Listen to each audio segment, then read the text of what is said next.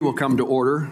The Subcommittee on Aviation and Space of the United States Senate's Committee on Commerce convenes today for what I consider a very important hearing. 57 days ago, our nation witnessed the first major U.S. commercial passenger flight crash in nearly 16 years. Families had their loved ones taken from them in an instant. Children lost their parents, husbands lost their wives, a Kansas couple lost their daughter, and a rural community in our state called Kiowa lost a husband and wife, a pillar of the community, who were traveling to visit their daughter in college. I've taken that American flight before. There were many Kansans on that flight, and several of the members of this committee lost constituents on the American Airlines Flight 5342 and the Army's Black Hawk helicopter. In addition to the families who are grieving, our first responders made heroic efforts to find survivors and save lives, and the investigators have spent nearly 2 months searching the Potomac River and working to reconstruct wreckage to find answers. It has been a difficult 57 days. 67 lives that were lost on January 29th were taken prematurely in an accident that, by all indications, should have been avoided. Now, the families of these victims, the Federal Aviation Administration, the National Transportation Safety Board, the U.S. Army, and Congress are tasked with how to best honor the memory and make certain accidents like this never happen again. I want to highlight NTSB Chair Jennifer Hamady and NTSB Board for their diligence and transparency throughout the investigations. That job obviously is not an easy one, but it's been done with professionalism and care. It's their work that we are here, brings us here today to review. NTSB's preliminary report into the mid-air collision provides insight into the events of January 29th, but many questions, certainly in my view, many questions still need to be answered, not only by the NTSB's investigation, but by our nation's aviation safety regulator and by the Army. The preliminary report provides alarming statistics in using existing FAA data on the risks at DCA to aviation safety. That data includes, and NTSB provides these numbers. In a 13-year period, not a single month went by without at least one, quote, close call between a helicopter and a commercial jet operating at DCA. Between October 21 and December 24, there were 85 incidents where the lateral separation between a commercial jet and a helicopter was less than 1,500 feet, and the vertical separation was less than 200 feet. And during that same time frame, there were more than 15,000, quote, close proximity events between a helicopter and a commercial airplane. The NTSB findings that it is possible for a helicopter on Route 4 to have as little as 75 feet of vertical separation from airplanes on approach to runway 33. I commend the NTSB for issuing urgent safety recommendations, and I commend the FAA in acting to implement them, particularly the permanent restriction of non-essential helicopter operations at DCA.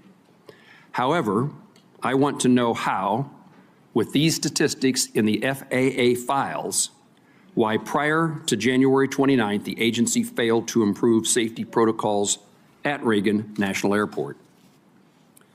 This committee worked tirelessly to pass an FAA reauthorization bill last Congress that prioritized safety, enabling our industry to continue innovating and equipping the FAA with the resources necessary to keep our skies safe. We need a permanent confirmed FAA administrator to implement this important framework for the future of the industry.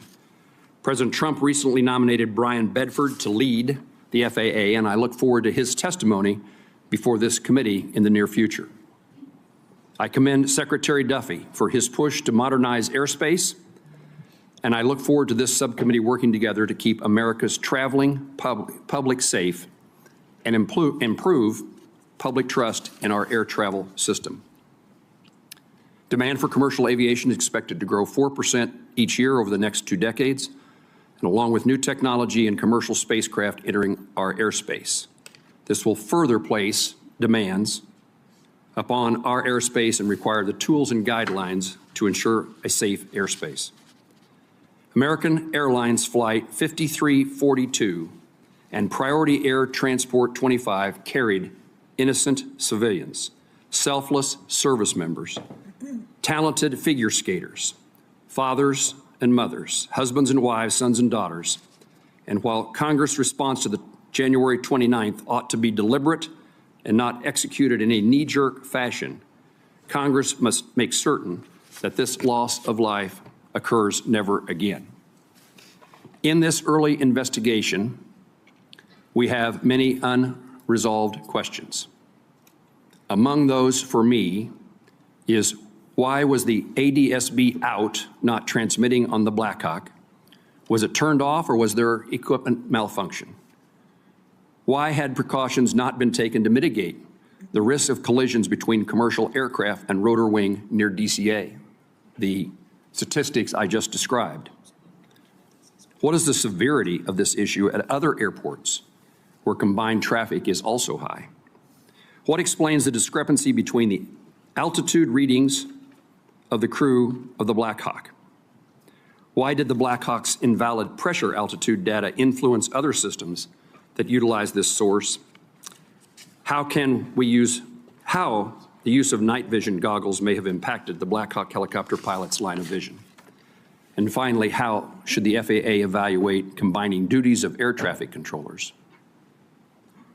I'm appreciative for our witnesses being here today. I know they each take this circumstance seriously. I'm anxious to hear the discussion that they have with this committee, and the end result should be a better understanding, as well as working to identify and prevent tragedies today and into the future. I now recognize the ranking member of this subcommittee, Senator Duckworth, the senator from Illinois, for her opening remarks. Thank you, Chairman Moran, and thank you for your continued partnership on aviation safety issues. I enjoy being your partner on this subcommittee, and I want to thank both the chairman of the Commerce Committee and the ranking member for your work with us as well. I do want to extend, first and foremost, my condolences to the family members of the victims, some of whom are here with us today, both on the commercial airliner as well as the family members who lost the brave soldiers in the Black Hawk helicopter. These are folks who put on the colors of this great nation, committed themselves to defending this great nation, and were at their duty stations training to protect and defend us as they lost their lives.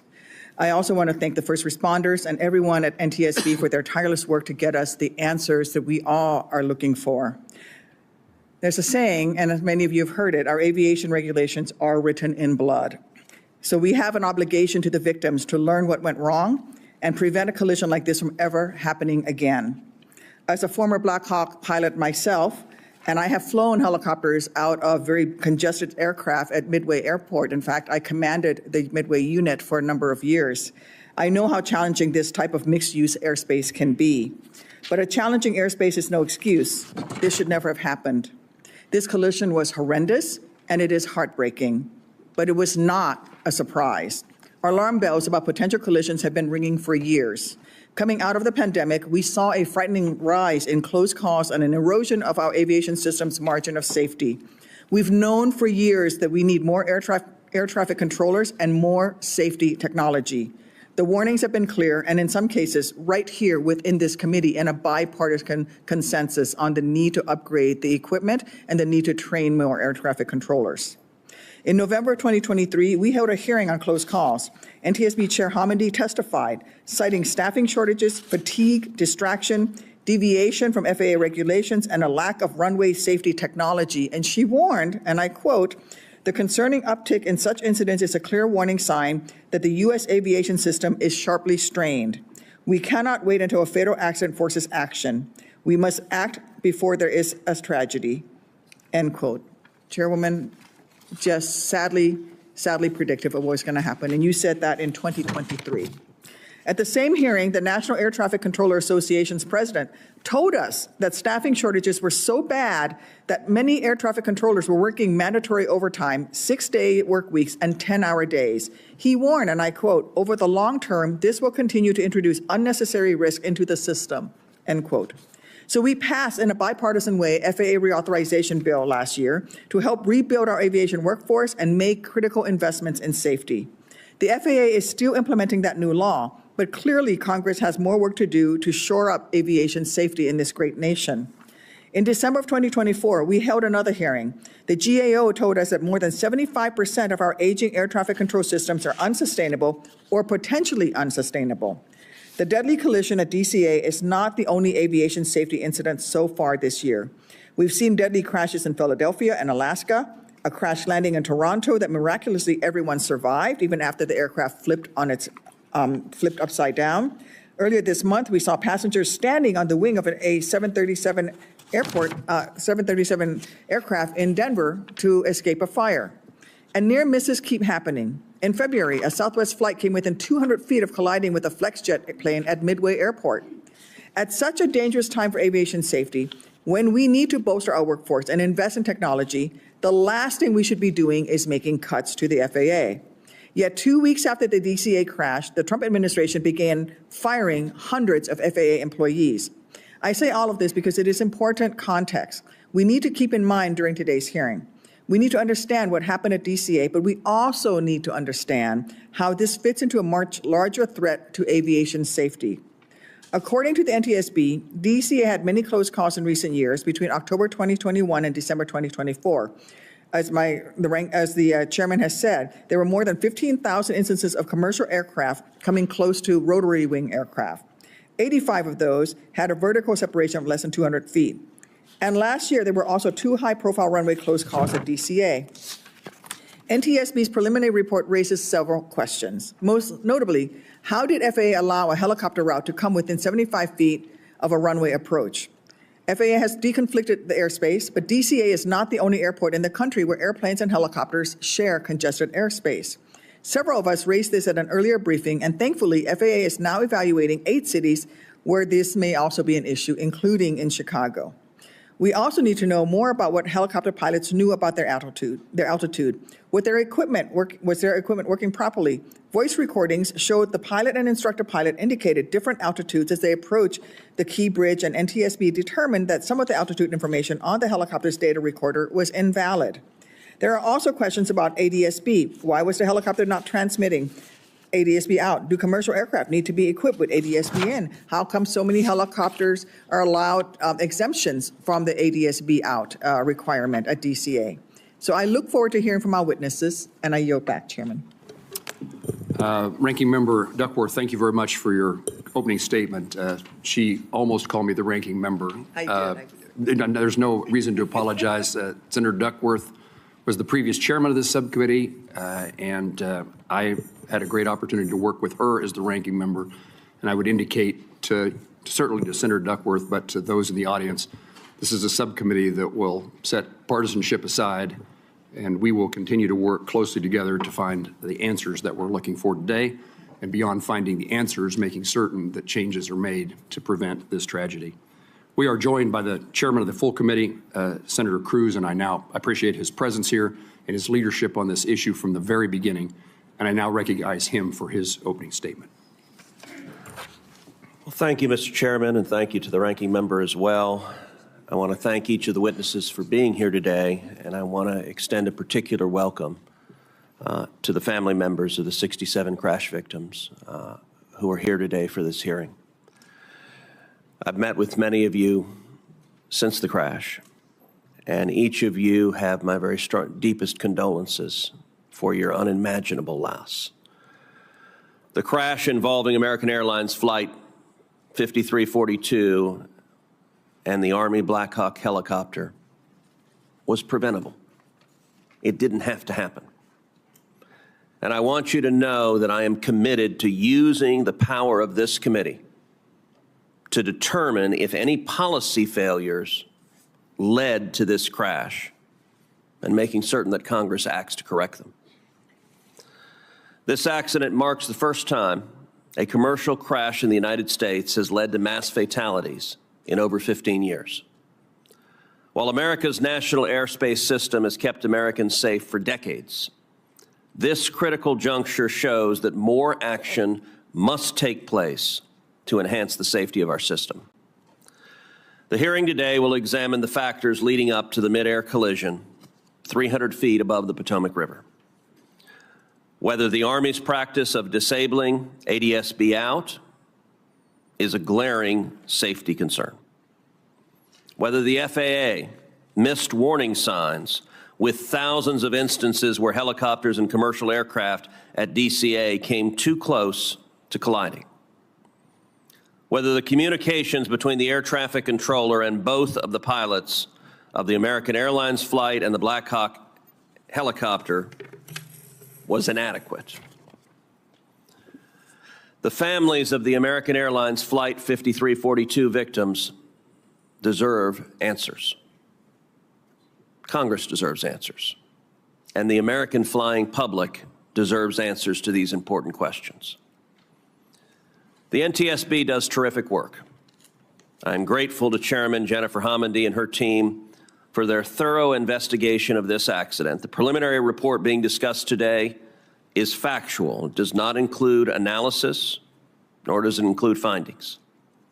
It is just one step in what will be a lengthy and ongoing investigation. This committee will closely follow how that investigation proceeds and look forward to the NTSB's full findings. Some actions, however, cannot wait. Aviation safety is dependent on what is called the Swiss cheese model. Each layer of cheese represents a defense against an identified risk, building redundancy into the system to plug holes and prevent accidents. After decades of advancements, the U.S. aviation system has been held up worldwide as the gold standard of safety. The FAA's air traffic organization depends on thousands of talented air traffic controllers, hundreds of millions of dollars in annual investments to sustain technologies used to operate the air system, and billions more invested in technologies and facilities across the system. Even with these significant investments, the air traffic system is failing. Facilities, which are falling apart, are short-staffed, and projections show that the shortages will last for years. Over the weekend, the NOTAM system broke down for a third time in just 2 years. Congress has provided tens of millions of dollars in the past two years to modernize the NOTAM system, and it has broken down already twice this calendar year. President Trump and Secretary Duffy have pledged to take action to improve the air traffic control system. I plan to lead this committee in passing legislation to do the same. We must provide resources for the needed short, medium, and long-term improvements that chart the path to success and sustainment for the air traffic system. Earlier this week, I issued a call to aviation stakeholders for specific ideas to improve the air traffic system. I asked for concrete proposals, taking nothing off the table prematurely to make sure that whatever resources and authorities Congress provides to the administration will make a lasting difference. My proposal will complement the Trump administration's forthcoming plan. What the tragedy of Flight 5342 shows us is that it is never too early to act to improve aviation safety. I want to thank the families of the victims for taking your enormous grief and channeling it into energy, channeling it into advocacy, channeling it into standing up and speaking out for other families flying on other flights, fighting for them so they don't have to endure the grief and loss that each of you is enduring. It is my hope that we can spend the coming months in the wake of this tragedy working seriously to plug safety gaps and to ensure that an accident of this magnitude never happens again. Thank you. Chairman Cruz, thank you for your opening remarks, your leadership today, and your leadership into the future. We now recognize the ranking member of the full committee, the senator from Washington State, Senator Cantwell. Thank you, Chairman Moran. Thank you, Ranking Member Duckworth. Thank you, Full Committee Chairman Cruz. We're here today to examine one of the most devastating accidents in U.S. history.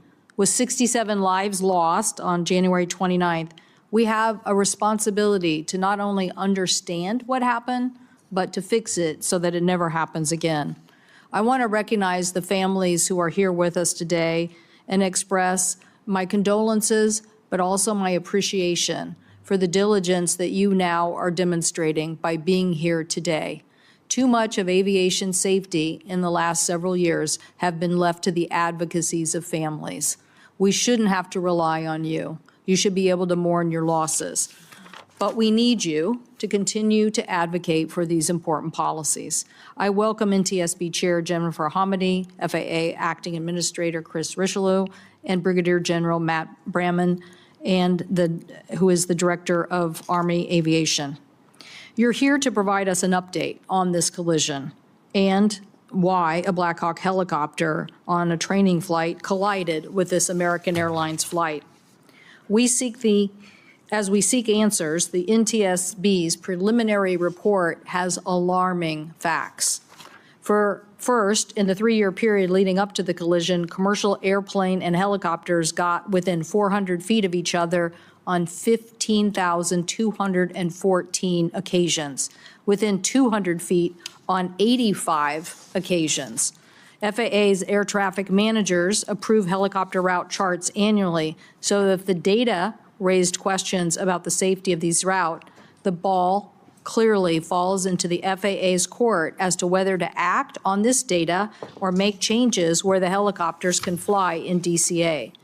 A helicopter at 200 feet would only have 75 vertical feet separation from an airplane approaching on runway 33.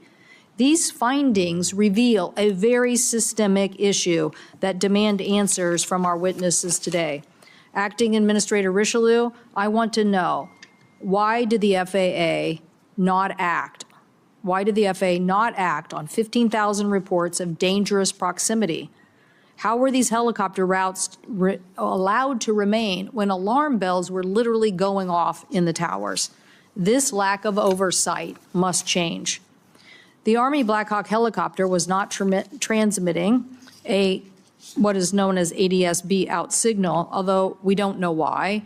What we do know is that the military told our colleagues, House Delegate Eleanor Holmes Norton in 2023, that the military operates 100% of its flights in the National Capital Region without this safety technology, 100% of the time. On March 7th, I wrote Secretary Hegseth about this issue for a response, asking to respond by March 21st. I've still heard nothing back. I do not like this silence. It's deafening. General Bramman, I have questions about these policies, especially given that the FAA's 2019 rule stating that the deactivation of the ADSB out technology pursuant to an exemption was not to be routine. Well, the Holmes letter says that not only was it far from routine, 100% of the time operated with this exemption. Acting Administrator Richelieu, your agency gave government airspace users a loophole.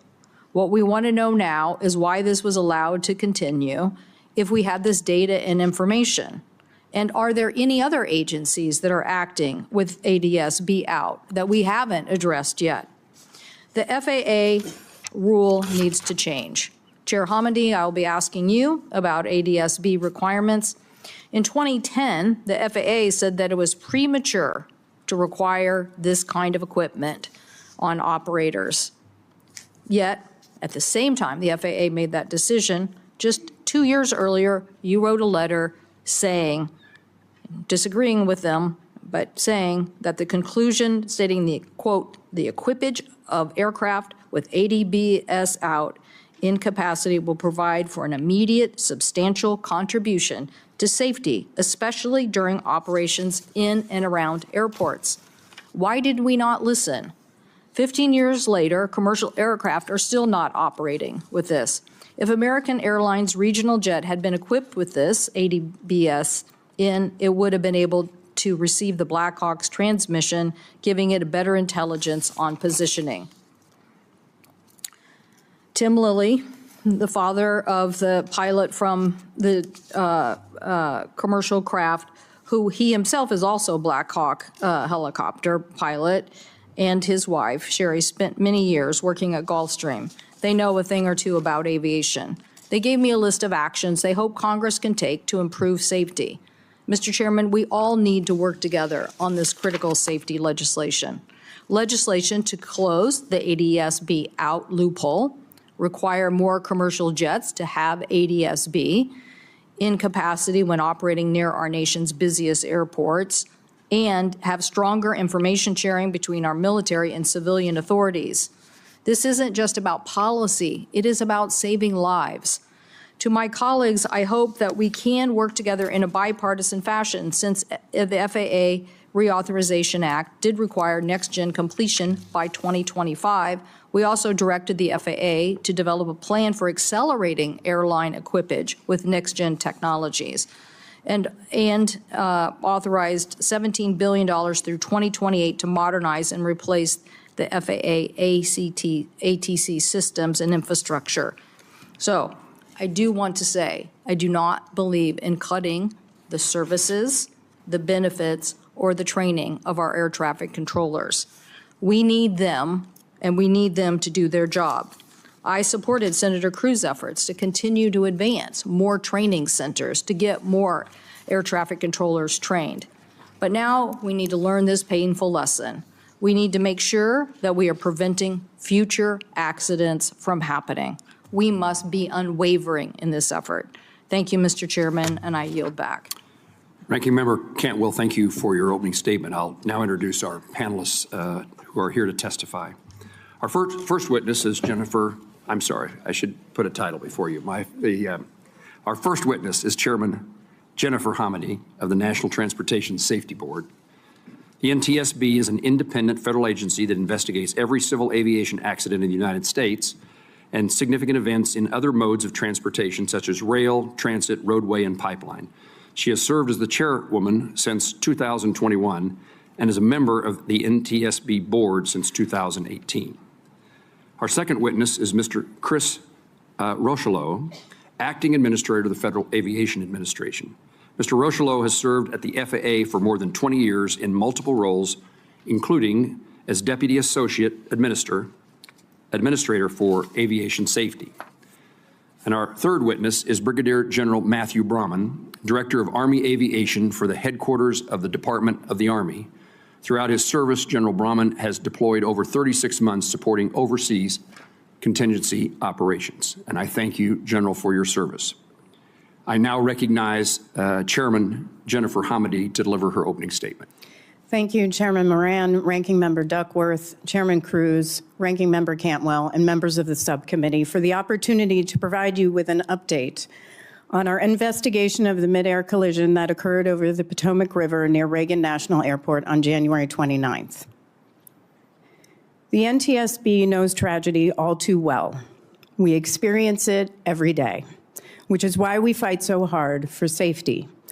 Yesterday, we remembered the 6 lives lost during the collapse of the Key Bridge in Baltimore a year ago. Today, we once again mourn the 67 lives lost at DCA, the 7 in Philadelphia, 10 in Nome, Alaska. We often talk about safety in terms of numbers. Did accidents, fatalities go up or down? It's important that we remember today that those who died at DCA and in other accidents we investigate aren't numbers. As you said, these are mothers, fathers, sons, daughters, wives, husbands, cousins, best friends who won't be there with their loved ones for Easter egg hunts, Passover seders, the end of Ramadan, Mother's Day, Father's Day, graduation, all of life's celebrations. Their families and friends, whether in person or online, are here today. I can only imagine what they're going through, and I want to take a moment to again express our deepest sympathies to each of them. Please know that we keep you in our hearts as we diligently work to determine how this tragedy happened so no one experiences the deeply significant loss you must feel today. NTSB was on scene that night within an hour of the collision, and we remained there for over a month. Work continues to this day, including diving operations to recover personal effects and any remaining portions of the wreckage. On March 11th, we released our preliminary report, which contains only factual information that we've gathered in the first few weeks, all of which can change throughout the course of the investigation. It doesn't include analysis or findings, nor does it determine probable cause. Those will be in our final report. But we don't wait for a final report to take action if we uncover critical safety issues that require immediate attention, which is why, in conjunction with the release of our preliminary report, we also issued 2 urgent safety recommendations to the FAA. In both reports, we cited FAA surveillance data that showed between October 2021 and December 2024, there were over 15,000 close proximity events between commercial aircraft and helicopters at DCA. In reviewing that and other data, including airport operations and established helicopter routes, we determined that the separation distances between helicopter traffic operating on Route 4 and aircraft using runways 15 and 33 are insufficient and pose an intolerable risk to aviation safety. As a result, we recommended that the FAA prohibit operations on helicopter Route 4 between Haines Point and Wilson Bridge when those runways are being used for departures and arrivals. We also recommended that the FAA designate an alternative helicopter route that can be used to facilitate travel between Haines Point and the Wilson Bridge when that segment of Route 4 is closed. I want to commend Secretary Duffy for his swift acceptance of our recommendations. The Secretary and the Acting Administrator and the General have been tremendous partners throughout the course of this investigation, and I want to thank them for their commitment to safety. I know we're all searching for answers, the right safety solutions, but the NTSB is the gold standard for accident investigations for a reason. We are thorough and we're fact-based. We leave no stone unturned and we let the evidence guide us. Investigations take time. We have a lot of work to do in this investigation, from interviews to analyses of large volumes of documents and data to review, to air carrier operations that we have to review, helicopter operations, air traffic control, human performance, helicopter airworthiness, flight recorders, and more. In total, we have about 40 NTSB experts leading this investigation in collaboration with the parties and others, and we're aiming to complete this investigation within 1 year, barring, of course, any unforeseen circumstances. Now, I want to close by thanking you for your steadfast support of the NTSB, and I look forward to answering your questions. Thank you, Chairwoman. We now recognize the Acting Administrator Rocheleau of the FAA for 5 minutes. Thank you, Chairman Moran, Ranking Member Duckworth, Chairman Cruz, and Ranking Member Cantwell, as well as members of the subcommittee. Thank you for the opportunity to be here today to discuss the NTSB's preliminary report on the mid-air collision of PSA Airlines 5342 and a U.S. Army Black Hawk helicopter that occurred in January near Ronald Reagan Washington National Airport, or DCA. I would like to begin by offering my sincere sympathies to the families and loved ones of those who perished in recent aviation accidents, particularly the accident near DCA. The FAA continues to support the ongoing NTSB investigations. Our work with the NTSB will help us understand the factors that contributed to these accidents and we will use the data to inform future FAA actions. Aviation safety is the FAA's #1 priority. Let me repeat that. Aviation safety is the FAA's #1 priority. While flying remains the safest mode of transportation, aviation safety is not static. There's always room for improvement. The professionals at the FAA take their jobs very seriously and strive to ensure safety every day. But the fact of the matter is, we have to do better. We have to identify trends. We have to get smarter on how we use data. And when we put corrective actions in place, we must implement them with diligence. I want to thank Chair Hamady and the entire NTSB team for their dedication in their ongoing investigation. Earlier this month, the NTSB issued an initial report and 2 urgent safety recommendations. The recommendations align with the actions the FAA took under Secretary Duffy's leadership immediately following the accident to restrict helicopter operations around DCA, eliminating mixed helicopter and fixed-wing traffic, and carefully developing alternative routes. Following the NTSB recommendations, the FAA took action to make these restrictions permanent. When essential helicopter operations such as life-saving medical, active law enforcement, active air defense, or presidential transport must operate in the flight-restricted airspace, fixed-wing aircraft are not allowed in that airspace. We're also continuing to analyze other airports that have both established helicopter routes and nearby airplane traffic. The FAA is also carefully reviewing offshore helicopter operations. As part of this analysis, we're using machine learning and language modeling to scan incident reports and explore multiple data sources to find themes and areas of concern. We will take immediate action if needed to mitigate any identified safety risks. Additionally, I will establish a safety risk management panel and engage with aviation stakeholders to identify additional hazard areas involving helicopter and fixed-wing interactions. And all aircraft operating in DCA Class B airspace will be required to broadcast their position and identification using ADSB out, with very limited exceptions. We're bolstering aviation safety in other ways too. Air traffic control staffing is a top priority, as air traffic controllers play a critical role in keeping the American people safe. Right now, we have over 10,750 controllers on the job, with over 3,000 in training. We intend to hire another 2,000 controllers this year. We have streamlined the hiring process and incentivized hiring with a 30% increase in the salary of those who qualify to attend the FAA's Academy. And we're already seeing positive results from these improvements. During the hiring surge that closed last week, we received over 10,000 applications, and more than 8,000 of those were referred to testing. We also continue to maintain rigorous oversight of Boeing to ensure the safety and compliance of its aircraft designs and operations.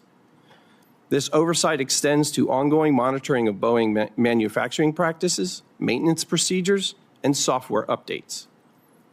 We're working closely with Boeing to address any safety concerns and to ensure that all required modifications and improvements are made to meet the highest safety standards.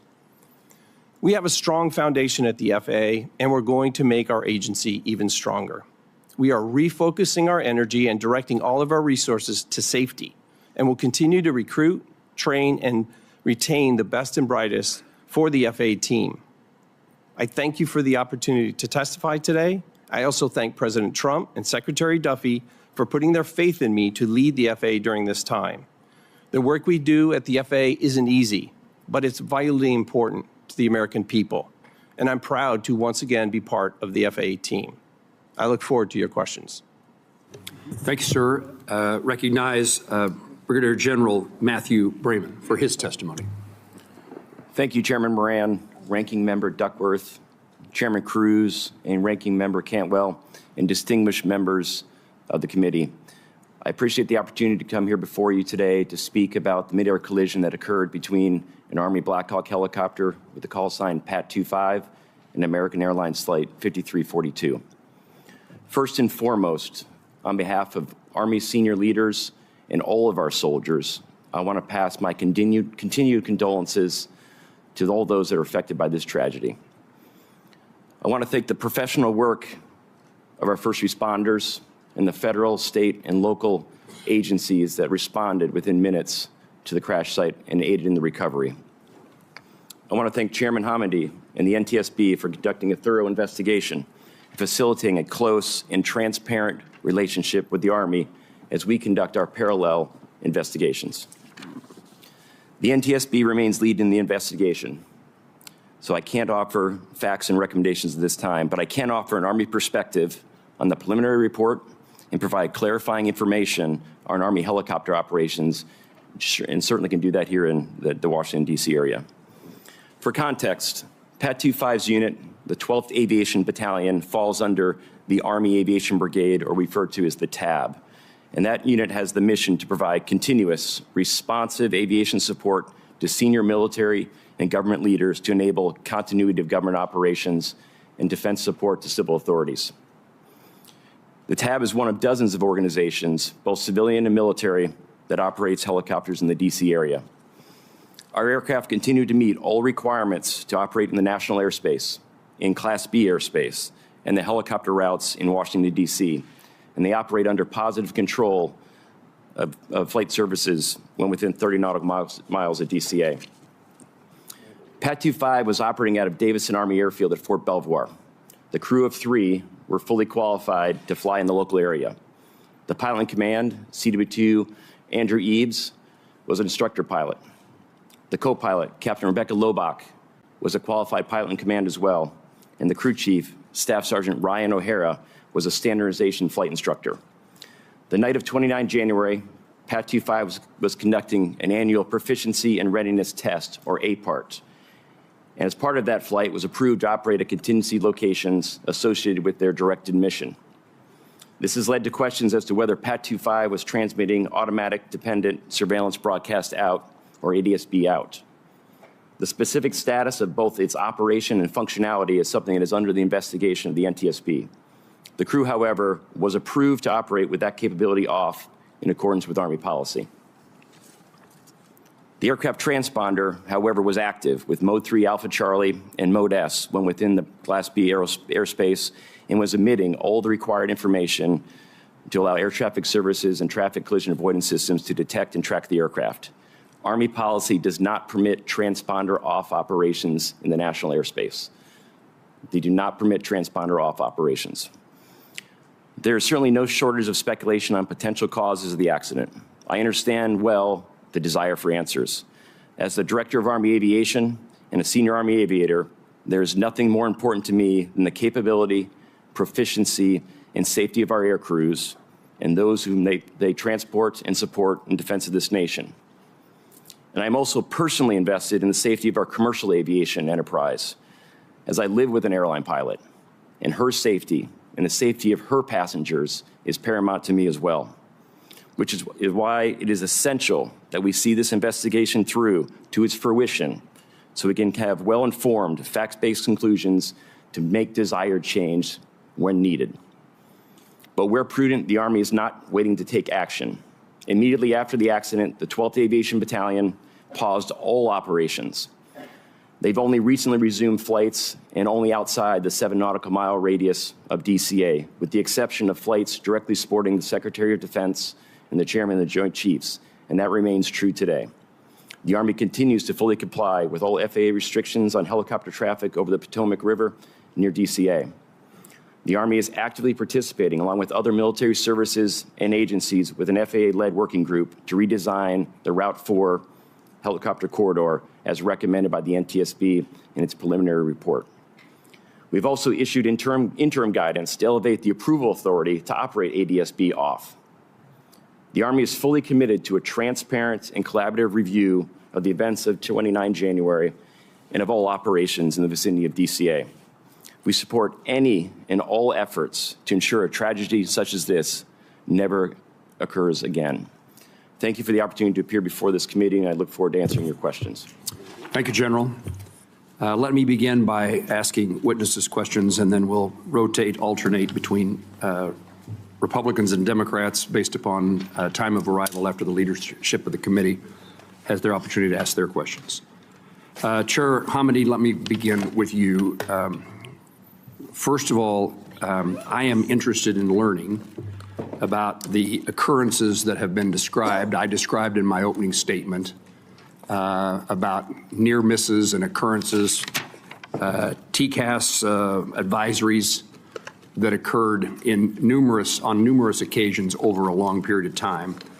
And what I hope you, and I will ask the administrator of the FAA these questions, but I would like to know, what did people know? When did they know it?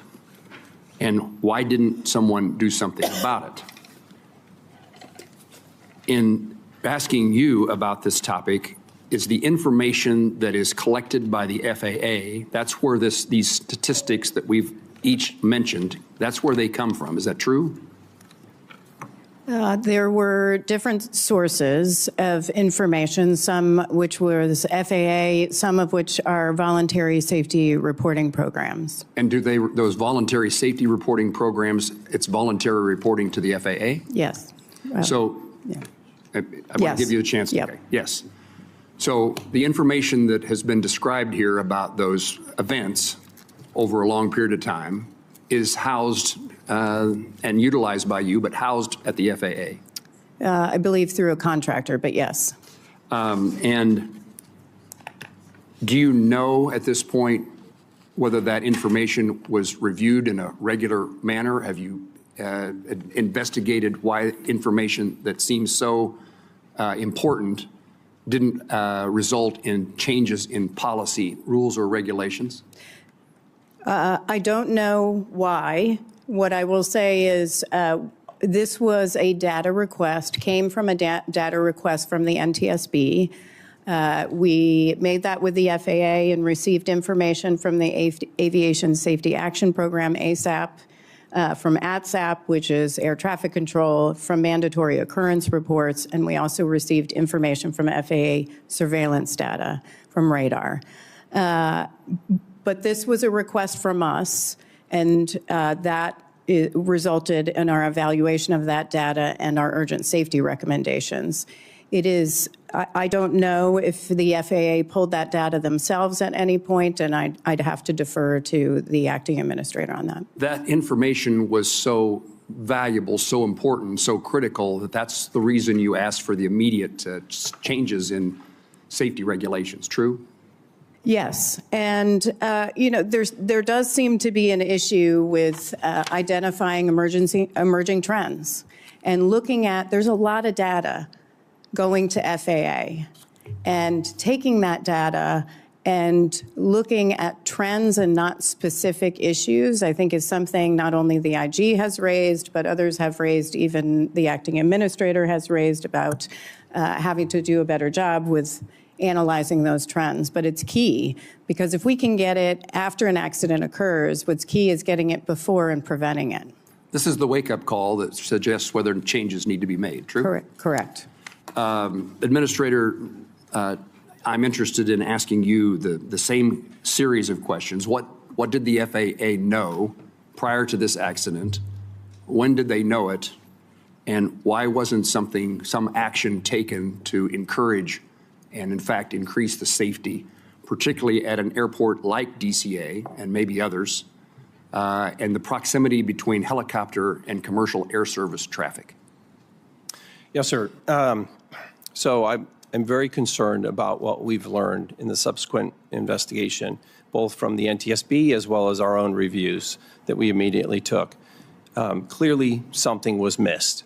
I would say immediately after the event, we took the action, again, I referenced earlier, with Undersecretary Duffy's leadership to restrict air traffic in that area to ensure there was no helicopter traffic as well as fixed wing. My question is, what did not happen at the FAA that would have highlighted this problem earlier, at the time in which this information is acquired by the FAA, but apparently not looked at until the accident?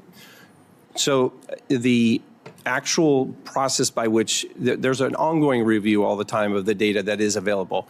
As the chair mentioned, there's millions of pieces of data that come in, and I would tell you that we have verified every single near mid-air collision was investigated, but there are certainly those instances where the information itself was not identified, and that's why we've put artificial intelligence and machine learning in place now to ensure that we're able to go through millions and millions, tens of millions of pieces of data to identify those trends and act quickly to mitigate those risks. There's no question but what, had this information been utilized by the FAA or others, that steps could have been taken to make certain that flying, particularly again in the circumstance of helicopters and commercial aviation at a place like Reagan National Airport, there would have been an opportunity to do something had that information actually been known and acted on. Yes, True? sir. That is correct. Thank you. Senator Duckworth. Thank you, Mr. Chairman. Following up on the chairman's questions, which is also my first question, Mr. Rushlow, can you tell me if this new methodology using the AI or whatever other methodology you're using to look at the aggregate data is being applied to other airports where there is close helicopter traffic in proximity to landing aircraft? Commissioner? Yes, Senator, it is. We have 10 locations around the United States, including Alaska, Anchorage, that we're looking through right now, what we are referring to as hotspots, to look at similar trends, similar activities as it relates to fixed wing and helicopter operations. Is this methodology of reviewing aggregate data going to be applied nationwide, not just in this particular area, but to look at the overall trends of near misses at other airports, not just between fixed wing and rotary wing? Yes, ma'am. So there are 3 activities going on right now. First, the hotspots I referred to. Second is kind of a nationwide use of this review and use of this new capability that we've just admitted. And then, of course, the ongoing analysis and how we're doing that with our industry partners as well as the military. Thank you. According to NTSB, between, as we've said, between October 2021 and December 2024, there were more than 15,000 instances of commercial aircraft coming close to helicopters. 85 of those had a vertical separation less than 200 feet. General Brayman, do you know how many of those 85 close calls involved Army helicopters? Ranking Member Duckworth, we do not. Can you tell me why that is? That data in those databases is currently not shared, but certainly the Army is interested in becoming part of an opportunity to share data because that's relevant to our safety as well. Mr. Rushlow, will the FAA commit to sharing that data with the Army? Yes, ma'am, we will. Thank you. We've also asked for that information, and we're going to share it as part of our investigation with all the parties. And I think this needs to be ongoing into the future so that especially the military aircraft that are flying within rotary wing close vicinity, these folks should be getting this data, and we can do that moving forward. Mr. Rushlow, will FAA, I've already asked that. General Brayman, can you explain the Army's rationale for its policy that gives commanders discretion to determine how many crew chiefs are needed for a particular mission? I think it's important. I don't think that the civilian population understands the extent to which the Army does risk assessment and risk mitigation and risk analysis and that process. I think would be important. And how are you going to be implementing that process moving forward? Thank you, Ranking Member Duckworth. I realize that I have broad authority as the Army aviation regulation proponent to direct how every aircraft and every operator conducts their mission. But the reality is, and I'm not afraid to take that authority and use it when appropriate, the reality is the best individuals we have to assess the risk of every single flight are our unit commanders because we hold them responsible. They have the authority, the responsibility, and we hold them responsible to take any mission that they authorize, look at the factors involved, understand the people assigned to their organization, and adapt that crew to meet those requirements. And certainly that is something that will be looked at in this investigation. Do we do that? And we will hold commanders accountable if they fail to uphold that responsibility. Can you speak to if a risk assessment for a particular mission comes in at medium or high risk, how the approval authority of that changes? Because you mentioned the approval authority for the DCA area has been raised higher for ADSB out, correct? Yes, Senator. So all missions go through an initial approval process. So a commander has to authorize a reason for an aircraft to fly. At the completion of that authorization, the crew then assesses all the risks associated, known and expected risks associated with the mission they've been tasked to do. That discussion involves a third party, a senior officer or senior aviator within the organization that then assesses that risk and directs the crew to make any changes to mitigate anything that either that briefing officer understands based on their experience. And then when those things are implemented, it goes back to a commander who must authorize every single flight. So in the occurrence of things like ADSB out operations, that authority resides with a medium risk authority. So a battalion commander must approve that mission in particular. And in this case, the policy allowed that to be delegated down to a company commander. And they must approve that it meets the standards of the policy completely. We have now elevated that risk to high risk. That requires an 06 commander to approve any mission that has ADSB off. Mr. Chairman, I'm going to ask your indulgence for an extra 30 seconds because my next question I think applies to everybody here, and I think people will be interested. Please proceed. Thank you.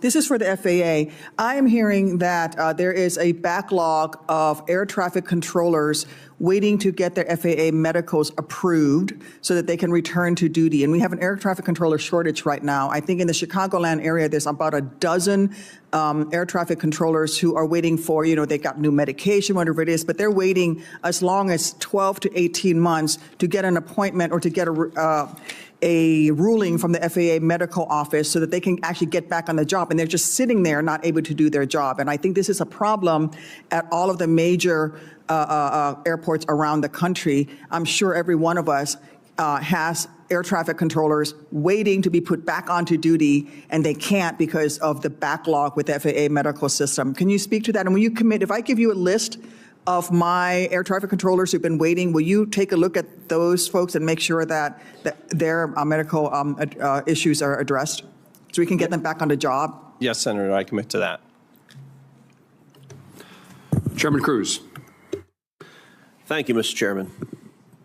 On March 1st, multiple commercial aircraft landing at DCA reported receiving a traffic alert collision avoidance system, a TCAS resolution advisories, as they were preparing to land, advising pilots of an impending threat from above and in some cases directing the crews to take evasive action by descending. I think we were all alarmed that just a few weeks after the tragedy, commercial pilots were being told they were at imminent risk of a deadly mid-air collision. It's now come to my attention that these warnings were caused by the Secret Service and the U.S. Navy improperly testing counter-drone technology at DCA. Apparently, the Navy was using the same spectrum band as TCAS, causing the interference and faulty resolution advisories, even though the FAA had previously warned the Navy and the Secret Service against using that specific spectrum band due to interference risks. Acting Administrator Rocheleau, is that correct? Yes, sir, that's correct.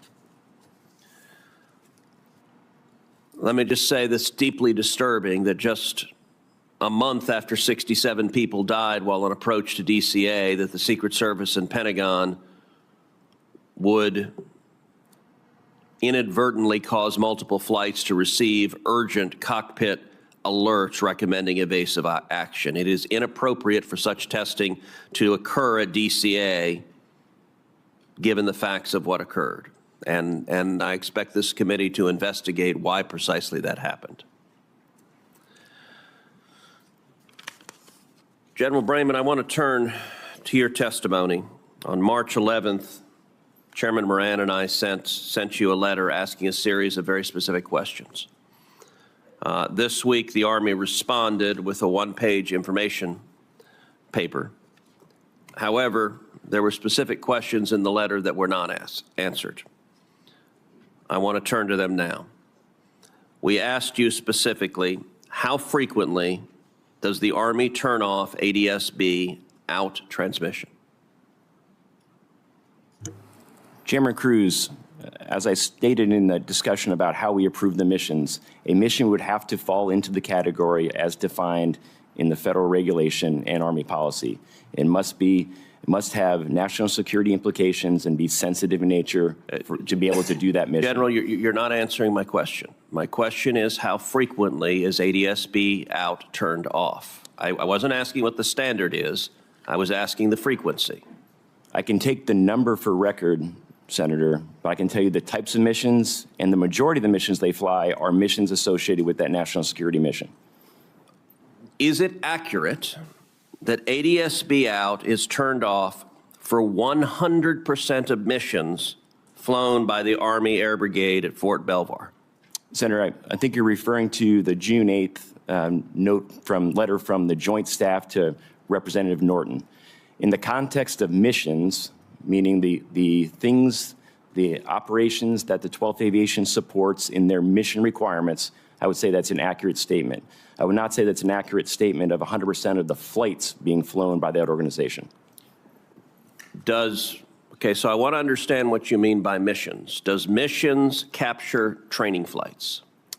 Only training flights that would have been operating in a location that's sensitive as part of their continuity of government operations. Well, that would be all of them around DCA, is that correct? Only specific sites that are part of that continuity of government operation.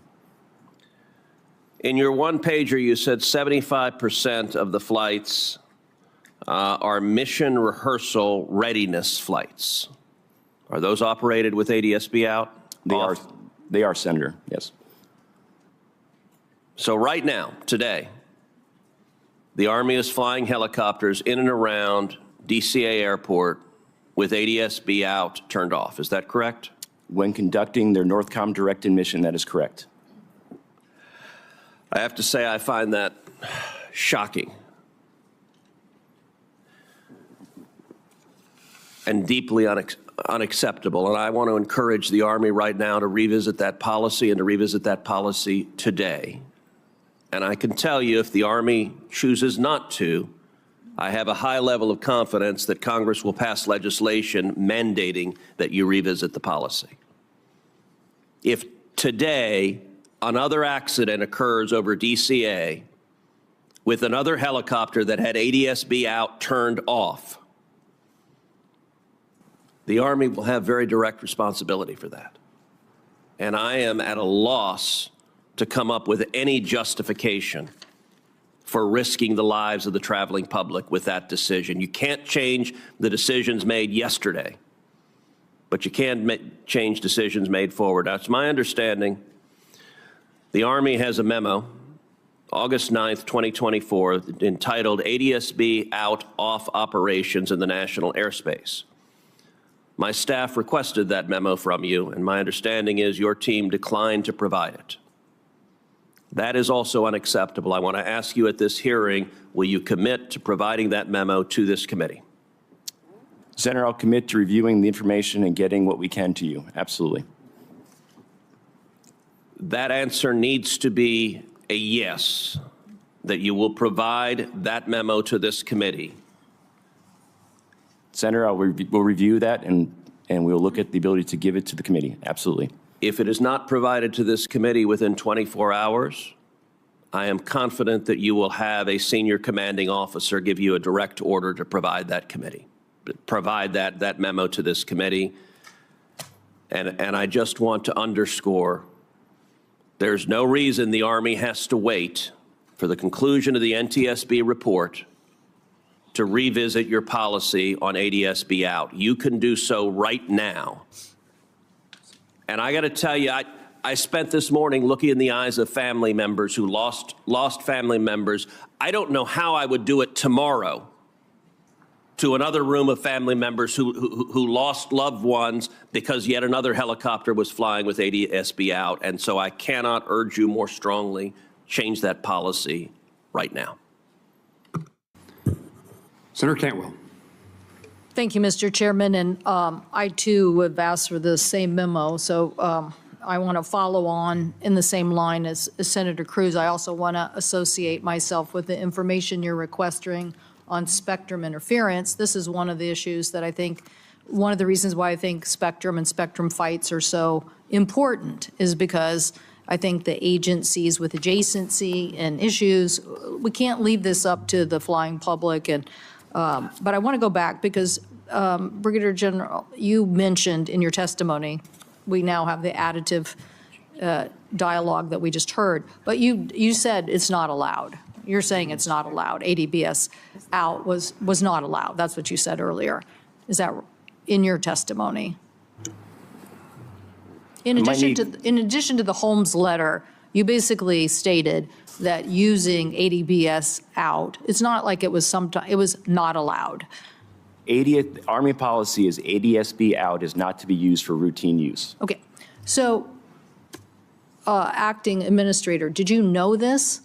Did the FAA know this? Did the FAA know and understand and absorb this? Did you know that you were allowing a flight to go within 75 feet of each other and there was no signaling message that we have already identified as a safety measure is something that we have had as a requirement? So I understand the FAA was aware of this. We have an existing memorandum of agreement with the Department of Defense. Did you know it was 100% as the Eleanor Holmes Norton and as the Brigadier General is pretty clear this morning, we don't allow it, even to the point of not answering Senator Cruz when they're going to change it, because I'm pretty sure their attitude is going to be, we don't allow it. He's going to say he would rather have a route somewhere where he can fly without it. That's what he's going to say. And so, you know, that's a separate issue over here. Our job, though, is the FAA oversight, and you can't give exemptions to things that you don't understand. And so he, in their application, kind of made it sound like, well, it's not going to be that routine, but he's very clear. They're never turning it on if they don't have to. They're never turning it on. So what I don't understand is why the FAA didn't understand that. Why you would allow this design. This is the wrong design. Whoever said you could fly in this airspace this close together without a safety feature that was already being required by the FAA and then giving them an exemption makes no sense. So why did you allow it to happen? So I can't speak to why the previous administration may have allowed for that memorandum of agreement, which is why we, effective today, will require in any DCA Class B airspace, ADSB out to be turned on, except in very limited circumstances. What are those other limited circumstances? So that other agencies? Is there any other agency that's doing this? So that we have 46 different helicopter operators within the National Capital Region. But again, DCA Class B airspace will now require ADSB on to be out. What other agencies are operating this way? So we have certainly a number of military units. We have local law enforcement. We certainly have the Department of Justice and FBI. We have a number of different agencies that fly the Park Police, and those are the entities that we're working with closely now to make sure, first and foremost, they understand the new restrictions that we have in the airspace. Do they have exemptions? Some of them do. Are you concerned about this? Absolutely, which is why we immediately put in place the requirement to have ADSB out on. And so you think they're operating that way? Yes, ma'am. You think that Homeland Security is operating that way? They are operating, effective today, they will be operating with ADSB. Effective today? Yes, ma'am. So for the last month, you've known, as I am going to submit for the record, a letter from the Department of Homeland Security that basically says, under the federal aviation waiver, all U.S. Custom and Border Protection, air and marine operations in the capital region basically have this exemption as well. So they haven't had. So I want to understand if people were still flying in this airspace, we all fly in and out of this airspace. Right. Do we now have to worry about other operators in this airspace that may be doing the same thing as happened with the military? So and now you're telling me you're going to take action today. I should clarify, immediately after the accident, we put the restrictions in place so that no mixed traffic could occur. No helicopters and fixed wing in the same airspace. Today, we're requiring the ADSB out to be on. So previous to this day, the fixed wing as well as helicopters were not allowed in the airspace. So we cleared the complexity of that airspace. Now today, you're going to say to Homeland Security, you have to have ADBS, basically the automatic surveillance broadcast system has to be on. You're going to make that today. That's correct. Well, I For would. any of the Class B airspace that you can see in the graphic, in that red airspace, that's required.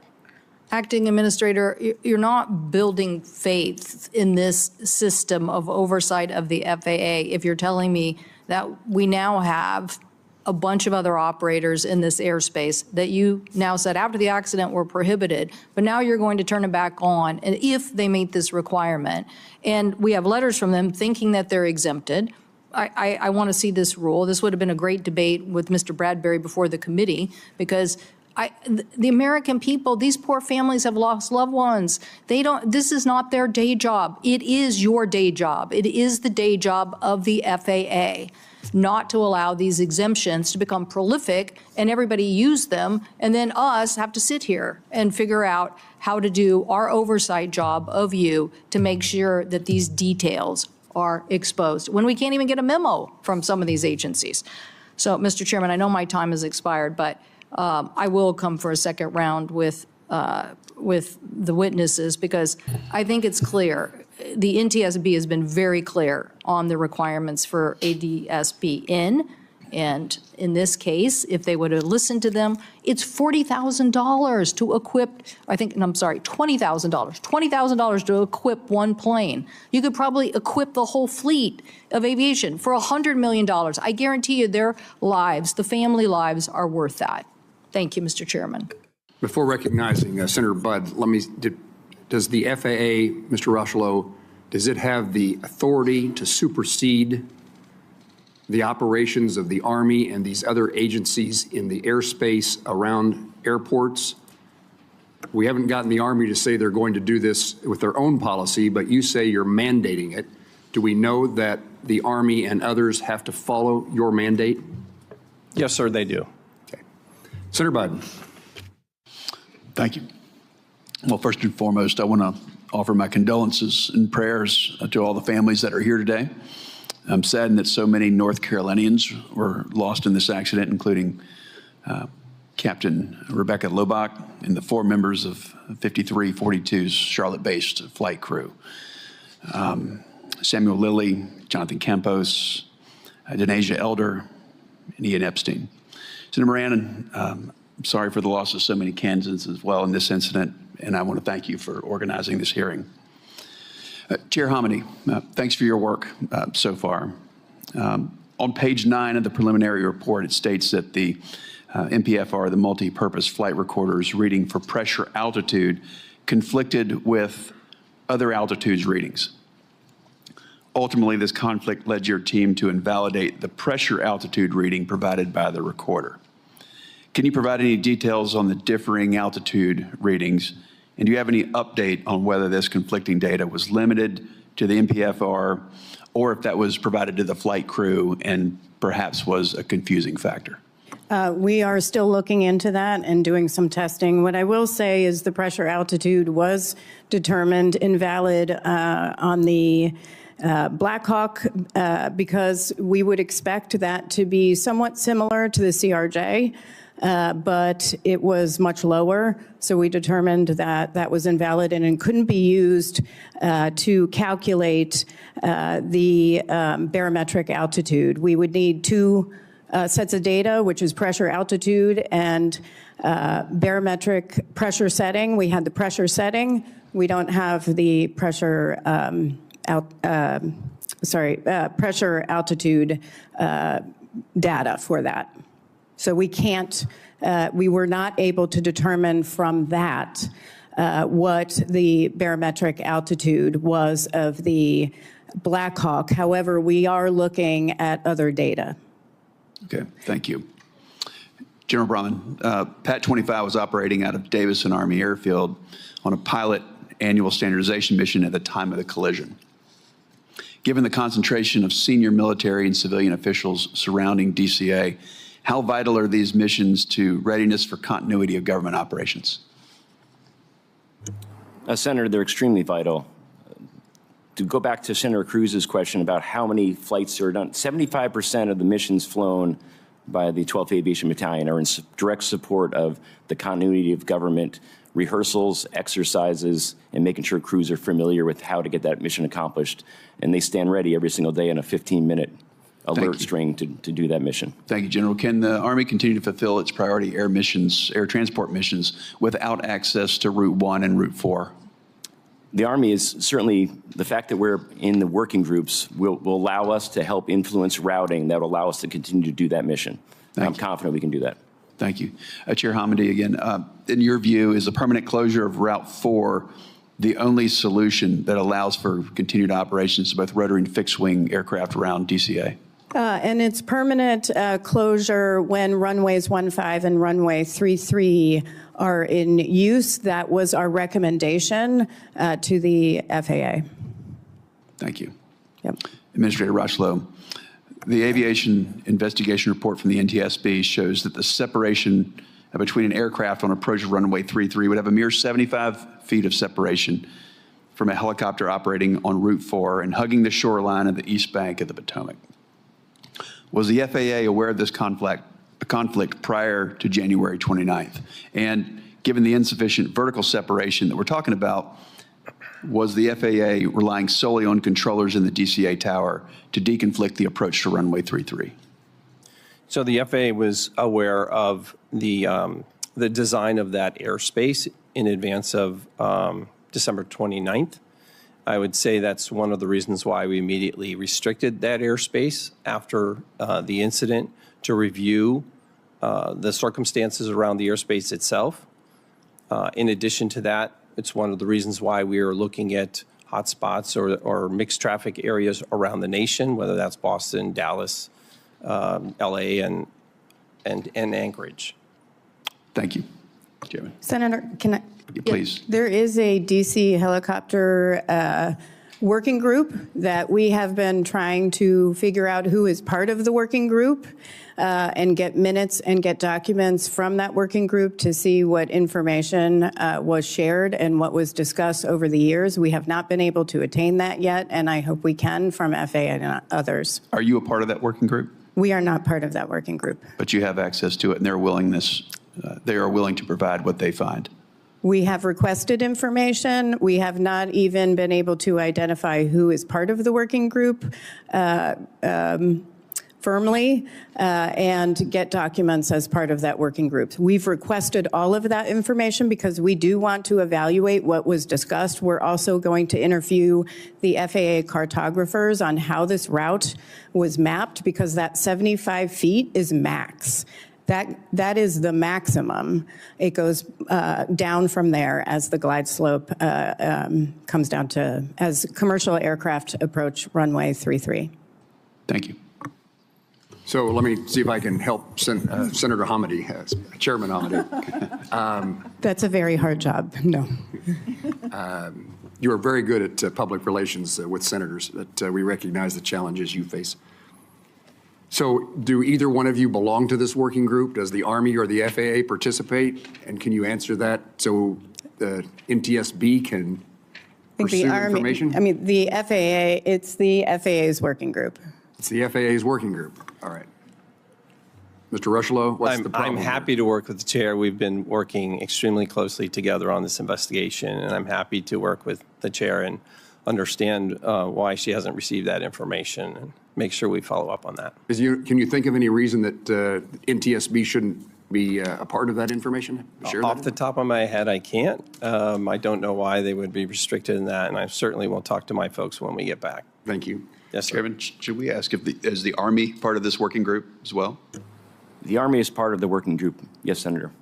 There are apparently 17 entities that are a part of the working group. We just haven't been able to verify who all the entities are. Surely the FAA is in charge, and they can help you.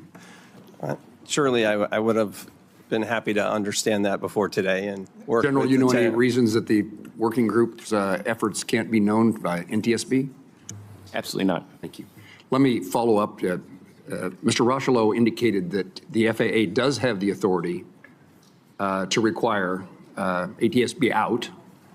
Do you agree with that assessment that the FAA can make this decision and if you don't follow the FAA policies, then you're precluded from the airspace?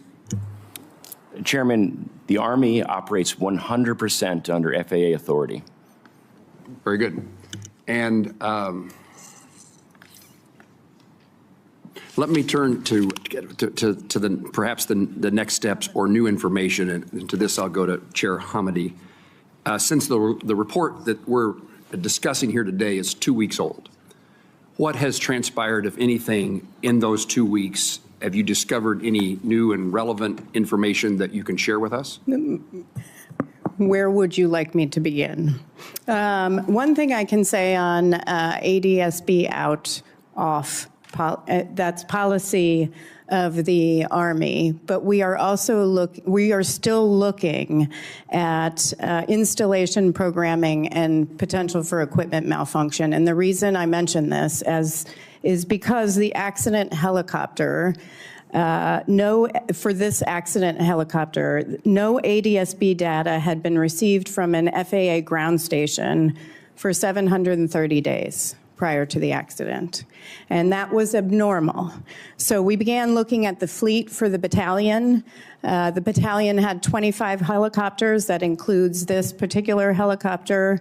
9 of them were Mike models, and all were transmitting ADSB out when they were turned on, because we have to verify that it's working. There were 16 Limas, including the accident helicopter, which we're still looking at, but 7 were transmitting when ADSB out was turned on. 8 were not, and stopped doing so sometime between May and November 2023. We don't know why. 5 of those started transmitting since the NTSB identified the issue and began working with the Army to try to isolate the reason. So I just want to let you know that you can have ADSB out on, but you also have to make sure that it's working. You indicated working with the Army, but there's other participants in this arena. Absolutely. And then were you narrowing it to the Army as if something is necessarily wrong there? Or more broadly, there's a problem in receiving the information? For the ADSB out on, we wanted to look at the helicopter fleet for the battalion to see if whether ADSB out on, when turned on, was actually transmitting data, because we did think it was abnormal that for the helicopter involved in the accident wasn't transmitting data for so long. Any explanation, General? Chairman, this exactly is what the value of the investigation is. There are things that you would not normally look at that are being determined here, and that's certainly going to help us drive policy and any changes that we need to do as a result of the investigation. And certainly the NTSB has the expertise to do that. So what we're hearing from Chair Hamady is that there may be, it may be transmitting, it may be on, but there's no receipt. There's, I don't know, technical problems in the process by which it's not providing the information it's supposed to provide, right? Chairman, obviously the functionality of any Army equipment, it's certainly Army aviation equipment, is important to me. So if we're discovering that there's a challenge there, we will take direct action, absolutely. This is not an inconsequential thing, right? No, it's not. And I think for the public watching, because I think there are a lot of people watching, is ADSB out broadcasts latitude, longitude, and altitude and velocity once per second. It updates once per second versus 4 to 6 seconds for radar, which is significant when you have converging aircraft. Mr. Rochelow, you indicated as of today there's a change in policy at FAA. I would be interested in knowing if that change in policy is only related to DCA airspace, or you are making those requirements, putting those requirements in place for other airports. Thank you, Senator. So the requirements that I announced today are effective for the DC Class B airspace immediately. That part of our ongoing work, as I related earlier with respect to hotspots and the mixed traffic that we've seen that could be problematic, are areas where we're looking at kind of adding that requirement in. It seems premature simply along the lines of the way airspace is structured in different locations that we need to focus before acting too quickly. So we want to make sure That is, we're looking at the different airspaces and how they're constructed, that we're taking kind of intentional, careful action.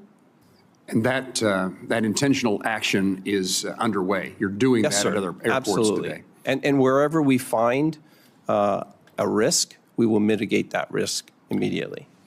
Chairman Hamady, I asked you a question, then I interrupted you, and you sound like your answer would be lengthy of the things that you've learned in the last 2 weeks. I'll come back to you after recognizing the two senators to my left. Thank you, Mr. Chairman. I want to follow up on what Chairwoman Hamady is talking about, testing the ADSB out, whether it's actually transmitting data, because the data was not received. Will we be able to check that with all of the other rotary wing operators that are in this region as well? Or is that something the FAA should be mandating? Is that they could do that? I mean, you're not looking at the other operators because they're not part of this accident, correct? So then my question for Mr. Rushlow is, will you be directing, will the FAA be directing all of the other helicopter operators, whether it's Homeland Security, local law enforcement, who have this exemption to ADSB out, will you be directing that they actually test their equipment to make sure that it is actually transmitting the data that can be received? Yes, Senator. I think that's part of our ongoing work in the collaboration between those operators and how we make sure they, first and foremost, understand the requirement, and second, that their equipment is functional. Okay, thank you. I wanted to also follow up on my earlier questioning about the FAA's air traffic controller workforce. I had mentioned, you had committed to looking at the list of names I gave you that I will be giving you for the air traffic controllers who are waiting for medical review. I would like for you I'd like for you to commit to reporting back to me in writing about how many controllers around the country are waiting for medical clearances so that they can return to work, and what the FAA is doing to make sure these medical reviews are happening in a timely manner. I will commit to that. Thank you.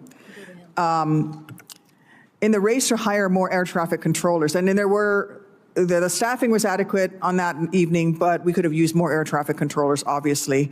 And in the race to hire more air traffic controllers, I want to make sure the FAA does not lower your longstanding high standards for air traffic controllers. There could be a temptation to sacrifice effectiveness for efficiency, but the FAA must stick to its stringent standards to protect safety. Can you assure this committee that as the administration works to hire more air traffic controllers, you will not in any way lower the high standards that is currently required for individuals to become certified air traffic controllers? And there's plenty of places, a lot of them are in actually Kansas, that have the expertise to help us train air traffic controllers, as long as we keep those high standards. 100%.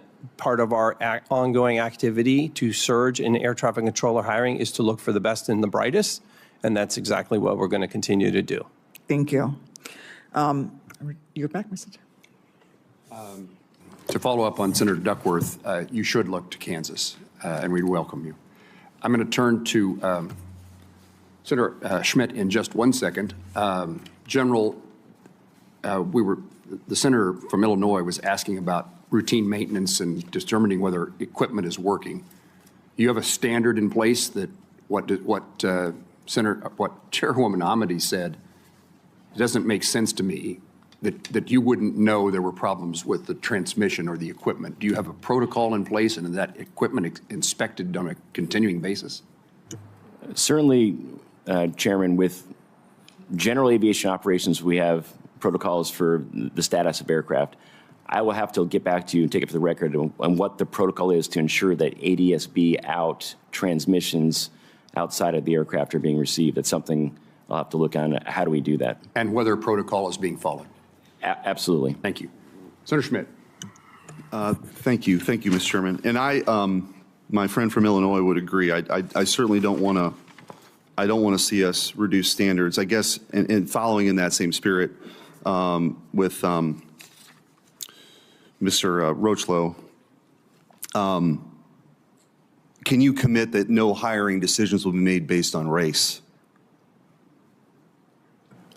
Yes, sir. Again, we're looking for the best and the brightest, and we're prioritizing those who are best qualified.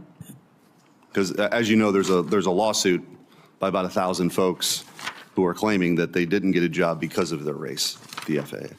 We're all about making sure the best and the brightest are there, and we do that through a testing mechanism. That's great to hear. I did want to ask, General, and again, I apologize if this has been asked before. They're running us in and out of here, different committee hearings, armed services. I did want to ask, this was a very strong crew in the Black Hawk.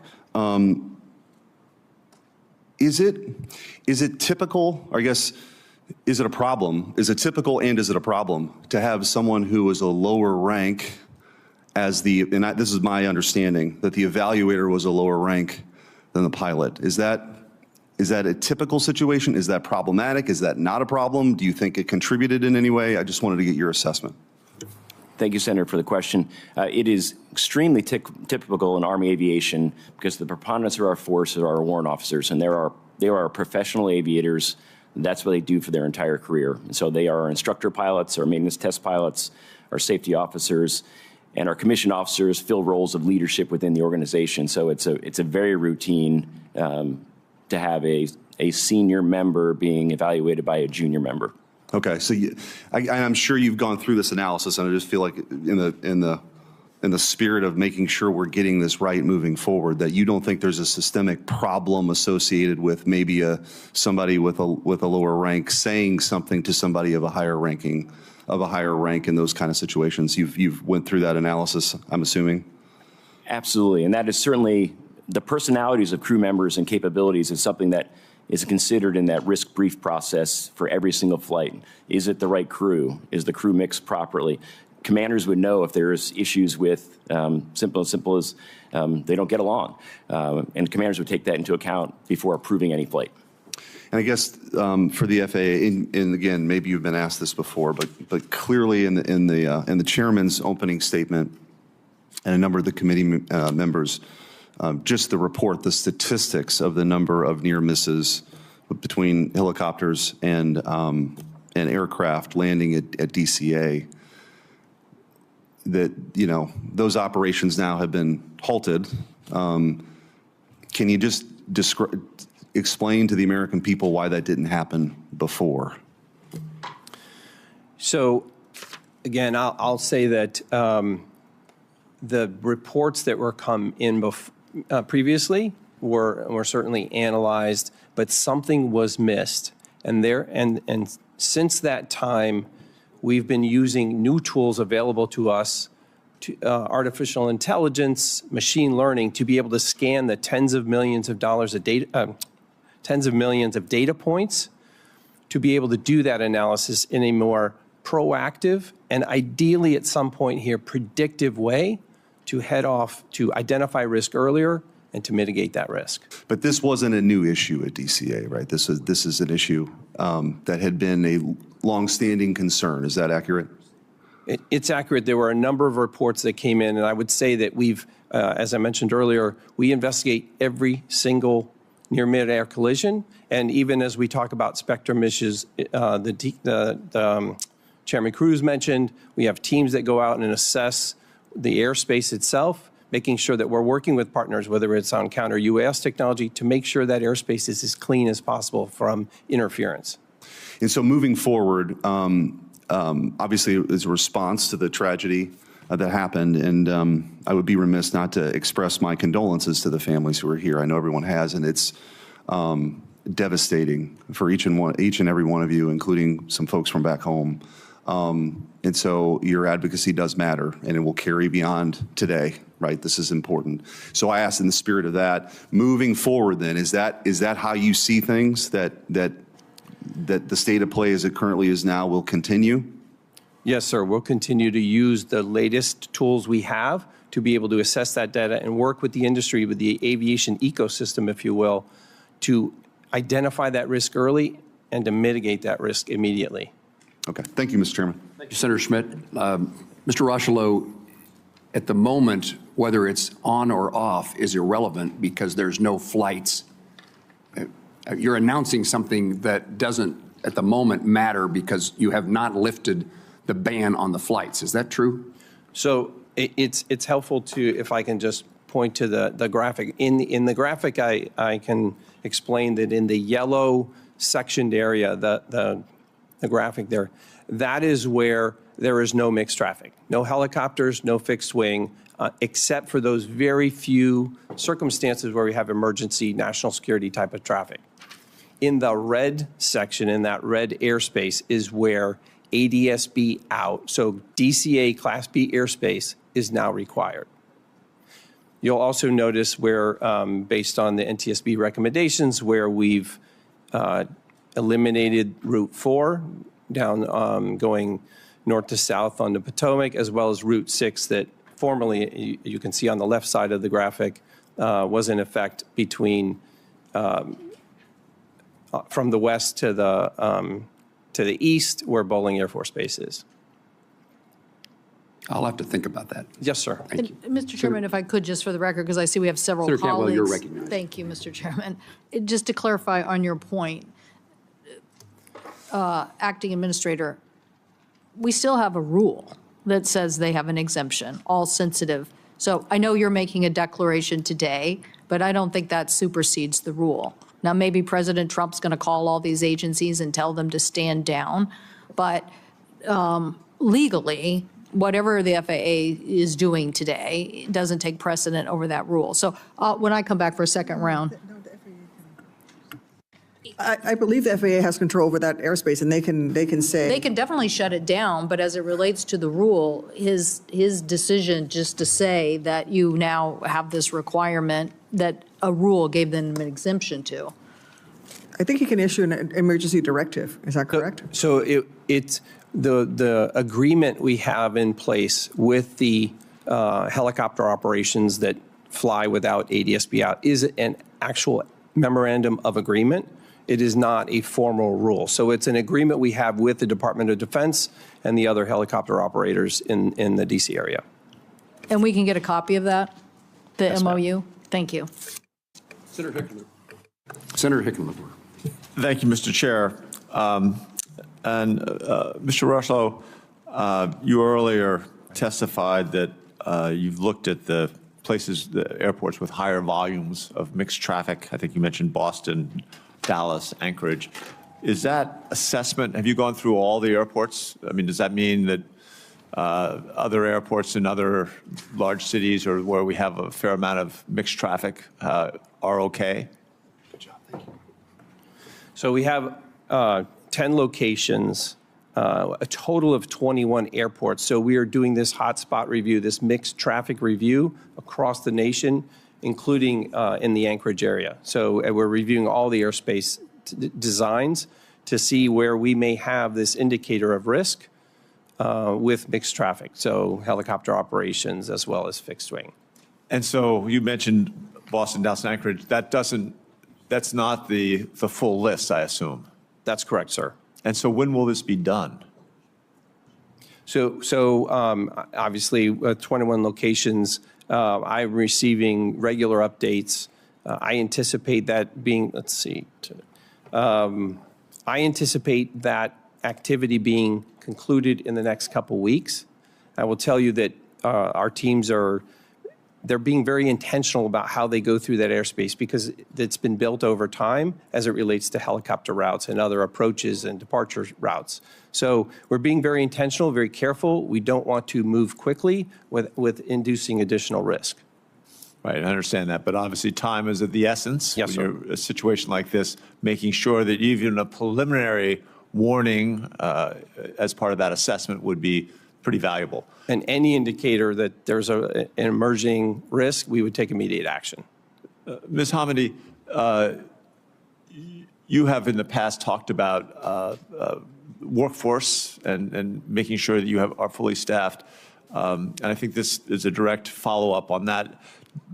Are we fully staffed? I mean, you're going to look at this entire incident, and it's going to take the typical year and a half or 2 years, which, again, drives a lot of my constituents crazy.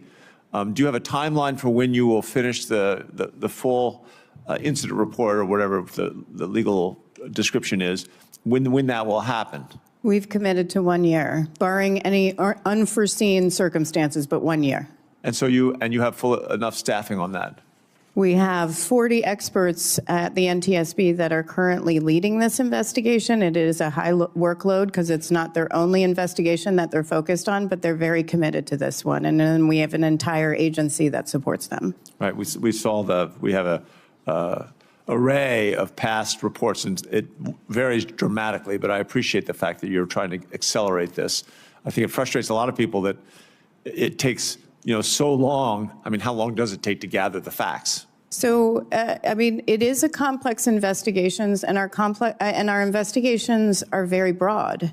And there's a lot of information that can change over time, and we are very fact-based, following the evidence. So we do, that's our credibility, so we want to be exact when we issue something. I will say, I do have to congratulate our workforce, because when I came on as chair, we had well over 400, close to 500 reports that were 2, 3, 4 years old, and they're now below 2. Right. So that is significant, but the complexity of investigations, and then the fact that some things we don't have control over, like if we can't get access to evidence because a district attorney or law enforcement is prohibiting us in a certain situation with a highway crash, that can extend the timeline. Sure. No, I've seen that. But I think in something like this, where time is of the essence, I appreciate you guys making the effort, and glad to hear that you have the workforce.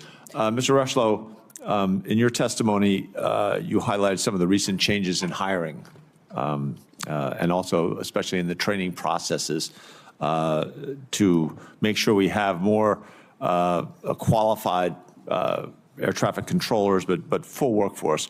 I know you're working with local colleges all over the country on that. Is that is that working? I mean, I think if we can accelerate that, we have Metro State in Denver is a place where we're turning out some of these members. Is that something you can ramp up? I'm very interested, and the Secretary has been very clear with the public as well as with me that we need to surge this hiring and do it well. Again, back to the testing, the surge, bringing people in. As it relates to additional college initiatives, we have an enhanced college training initiative, ECTIs, that we're using in, I believe, 4 universities right now. We're working with them with respect to advanced simulators and the like to make sure that we can get more, what we'll call throughput, but more controllers through those schools and get them out to the local facilities, centers, towers, TRACONs. Great. I'm out of time. Yield back to the chair. Thank you all. Senator Sullivan. Thank you, Mr. Chairman. And let me start by saying that my heart goes out to the families and loved ones of the victims lost in the American Airlines Flight 5342 disaster at DCA, and not long after that, unfortunately, as well, the Bering Air crash in near Unalakleet and Nome, Alaska, flying over the Norton Sound area. And I'm thankful for the chairman for holding this hearing, and appreciate the NTSB and FAA and DOD focusing on the after action so this doesn't happen again, either here in DC or in my state. And I do want to focus a little bit on my state, great state of Alaska, because as I think all 3 of you know, we have very high rates of airplane crashes, highest in the country, and airplane crash fatalities, which is why we launched with the NTSB's good work in 2020 and the FAA's good work in 2020, the FAA Alaska Safety Initiative called FOSI. And in last year's FAA reauthorization, I was able to include a number of provisions with the goal of reducing the rate of fatal aircraft accidents by 90%. That's a very ambitious goal. And require the FAA to improve maintenance of weather equipment. So, Mr. Administrator, I want to get into that topic a little bit. I was just home. It came up a lot, how there might be cancellations of weather operations and infrastructure and reporting, which makes 0 sense to me. I hope our federal government is not doing that. But one of the things in the FAA bill, I was able to include requirements for systematic improvements to the maintenance of our weather systems and advancing new technologies, and this includes a mandate for the FAA to take necessary actions to restore full connectivity of weather systems that are unable to disseminate information due to a telecommunications failure. We have telecommunications challenges in a state the size of mine. So can you talk to that, Administrator Rechelay? And then I would like to get an update from your perspective on where we are on the FOSI initiative. As you know, the Secretary of Transportation and our press conference that we all did together, and again, I appreciate everybody participating in that, has made this a very top priority of his. And yet, as we saw in Alaska, we had a fatal crash that, hopefully we're going to learn from. Can I ask you on that, on the data link, telecoms, weather reporting, which is a big deal for my state? Yes, sir, I appreciate that. And I appreciate the opportunity to talk a little bit more based on our previous conversation. Your leadership, as a result of that and your request, I did travel recently to Alaska to go and understand more. I met with the NTSB lead investigator along with my investigators as it related to the Bering Air tragedy. By the way, thank you both for coming up to Alaska. I know it's not the easiest, closest state to get to from Washington, D.C., but it's important that you're showing my constituents that it matters. Yes, sir, and I agree. It's very important. I understand, having been there a number of times, the unique nature of Alaska, certainly its topography, as well as the need for safe aviation operations. So related to, again, reauthorization and the commitment to work to have better communications throughout Alaska, one of the initiatives, one of the reasons I went to Anchorage was to understand more about how we're, the maintenance issues, the connectivity issues, whether that's on the telco side or satellite. And one of the things we're doing right now, and I met with our own technical operations people in the area to test Starlink, so satellite, because of the unique nature of it and the difficulty with telco. We needed another solution. Yeah. And one of the ways we believe we can do that is using satellite-based technology. And so that's what we're experimenting with right now. Well, by the way, I really appreciate, the press here kind of went crazy and, oh, Starlink. And, that's actually really helpful for us. And we appreciate the Secretary called me and said, hey, we're going to connect some of these terminals through Starlink because that's the most effective way to do it. So I appreciate it. I appreciated that you guys were working it. Can you give me an update, or Madam Chair, an update on the FOSI initiative, and then any preliminary findings you're seeing from the NTSB preliminary report on the Bering Air crash? Senator Sullivan, this needs to be your last question. It is, Mr. Chairman. We are still working on that investigation, of course. The preliminary report was issued and did find that the aircraft was over 1,000 pounds overweight, but we also are going to look at the center of gravity on that airplane and see how that factored in. And then we are really focused in on weather that day as well. As you noted, weather infrastructure is critical for Alaska, and we have a number of recommendations on weather observing stations and also the importance of pilot reports and having air traffic control when a pilot reports weather conditions to pass that information along to other pilots in the area, and that's something we're looking at as part of this investigation in particular. Great. Thank you. Thank you, Mr. Chairman. Senator Sullivan, thank you. I don't want to diminish the circumstances that Alaskans faced and the circumstance you as their senator represent.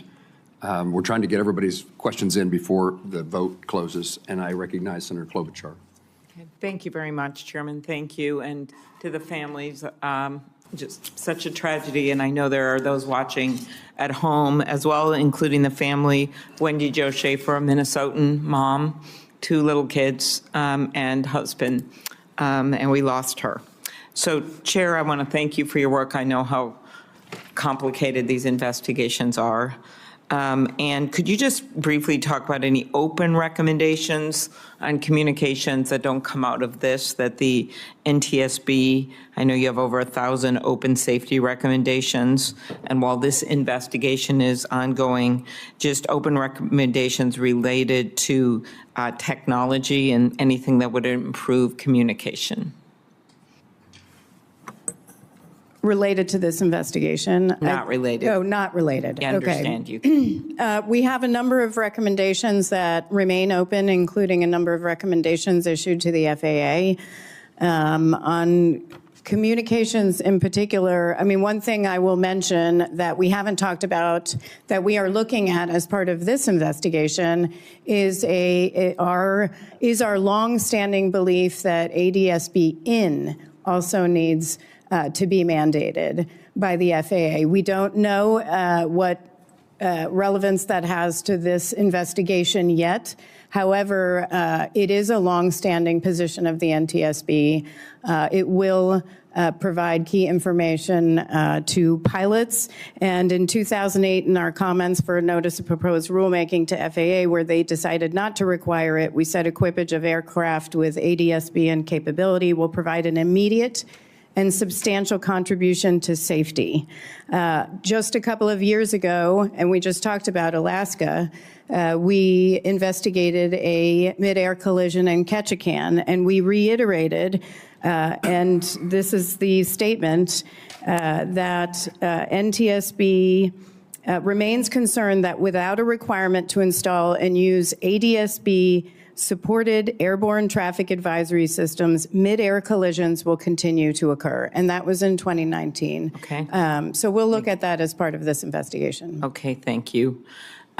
We all know full funding of the FAA couldn't be more important. Last year, we passed the bipartisan FAA bill to improve aviation, workforce training, and actually Senator Braun, then Senator Braun, now Governor, and I had the bill to require the FAA to conduct maximum hiring of air traffic controllers at the FAA Academy. And I guess I'd ask you this, Acting Director Rushlow, you discussed in your testimony the efforts that Secretary Duffy and the FAA have taken to bolster the air traffic workforce. I think 91% of the air traffic control facilities operate below recommended staffing levels. I think there's 3,000, some short. This is, I got from some of the people who do this work.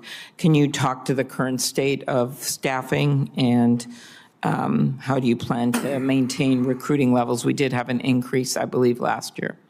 Yes, Senator, and thank you for the question. This is a very important issue for the Secretary and myself as we look at the safety of the national airspace system in general, but certainly as we're looking to bring the best and brightest controllers into the airspace system to make sure that we're providing that safety for Americans as they travel through the air. I would say that as a result of this surge, we had over 10,000 applications. Over 8,000 of those have now been referred to testing. We've streamlined the process, cut roughly 5 months off that process. So going forward, we intend to have no empty seat at any upcoming academy classes.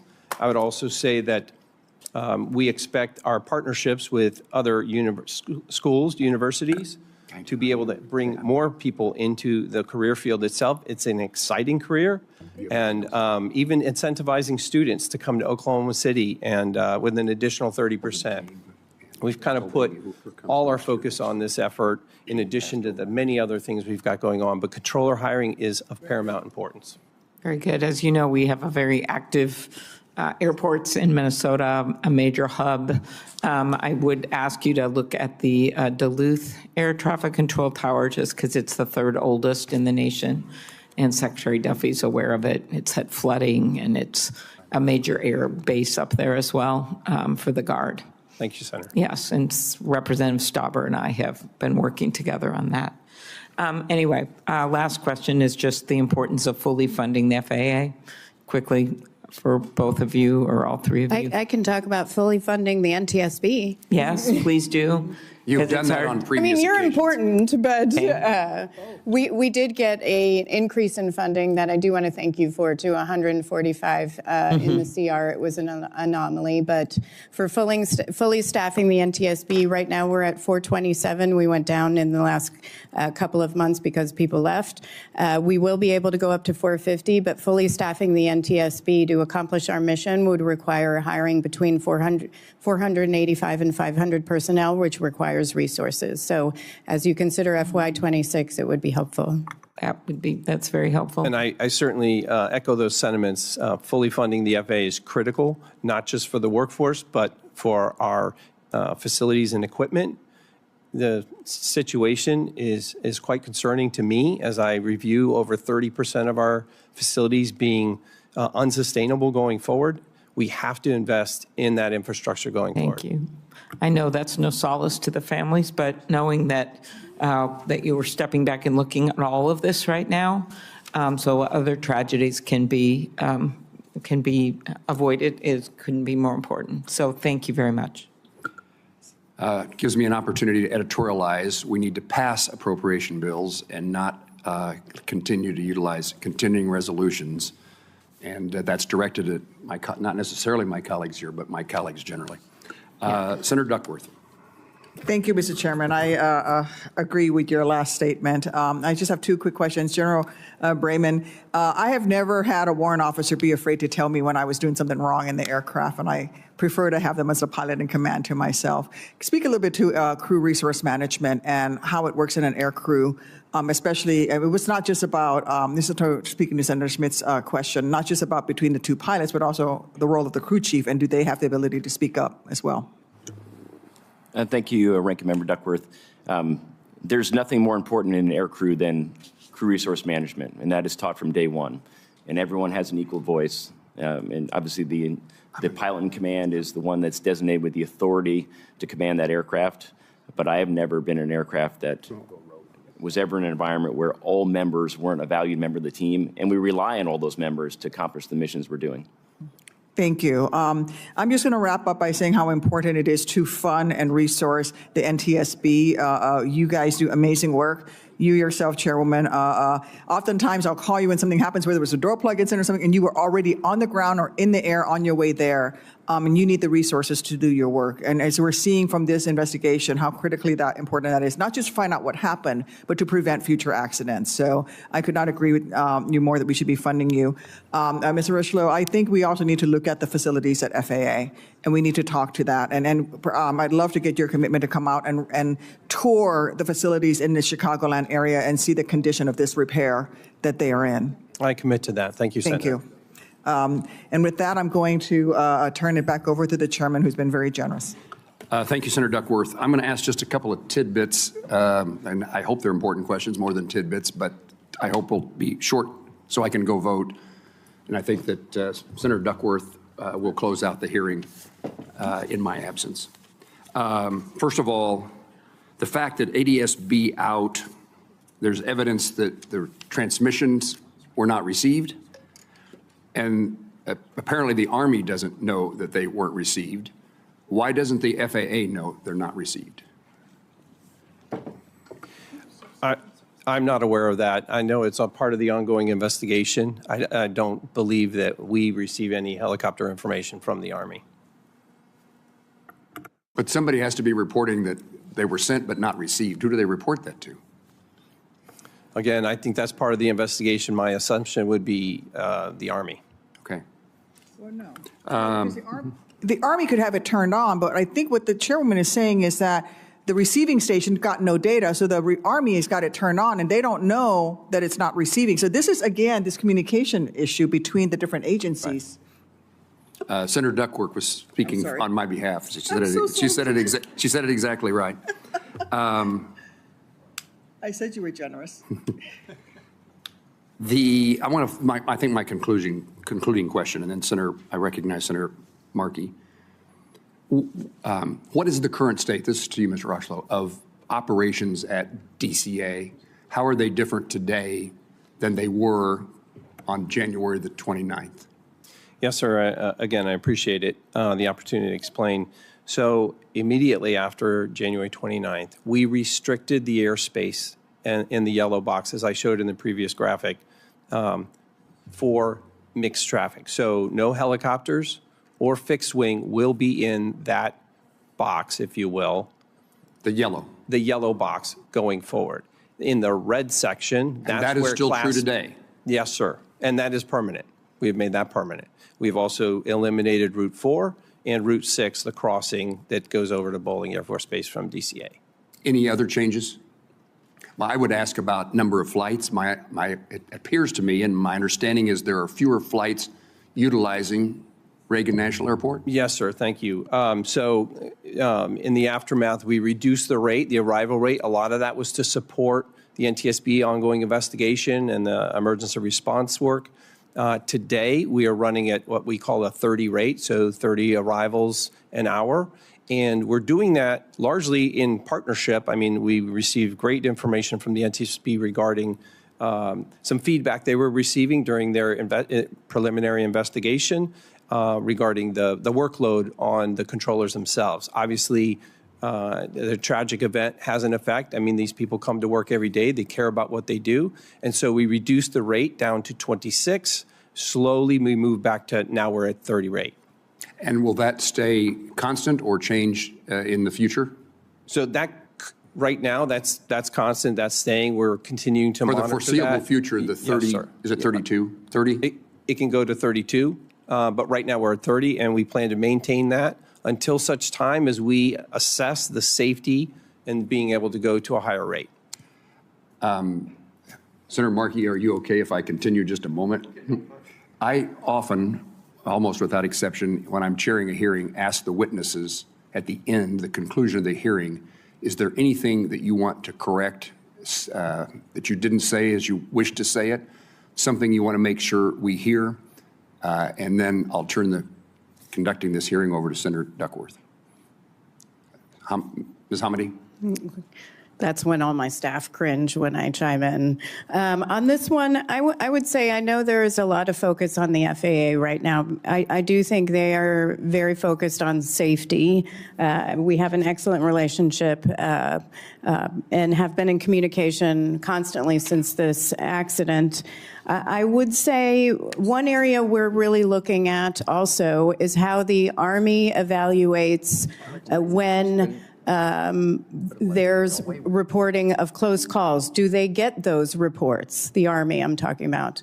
And how do they communicate? At the battalion level, how do they communicate and talk about safety? How do they evaluate safety? Are they getting reports? Are they monitoring their own helicopters that might exceed altitude levels? We have found so far that a lot of the conversation and safety discussion at the battalion level is really focused on OSHA slips, trips, and falls. There is a disconnect on some of the discussion around safety and safety assurance from the Army as a whole versus the battalion level. So we're really looking at that. Please answer this question, but just in my absence. Yes, sir. And I appreciate the opportunity. I just want to make it crystal clear that something was missed at the DCA crash. I take that seriously. I take that upon myself. I returned to the FAA just 2 months ago because I care about the National Airspace System and the safety and the workforce. I'm dedicated to continuing that work. And I will continue to review what I mentioned before with respect to the hotspots, working closely with NTSB to learn what happened here and to make sure it never happens again.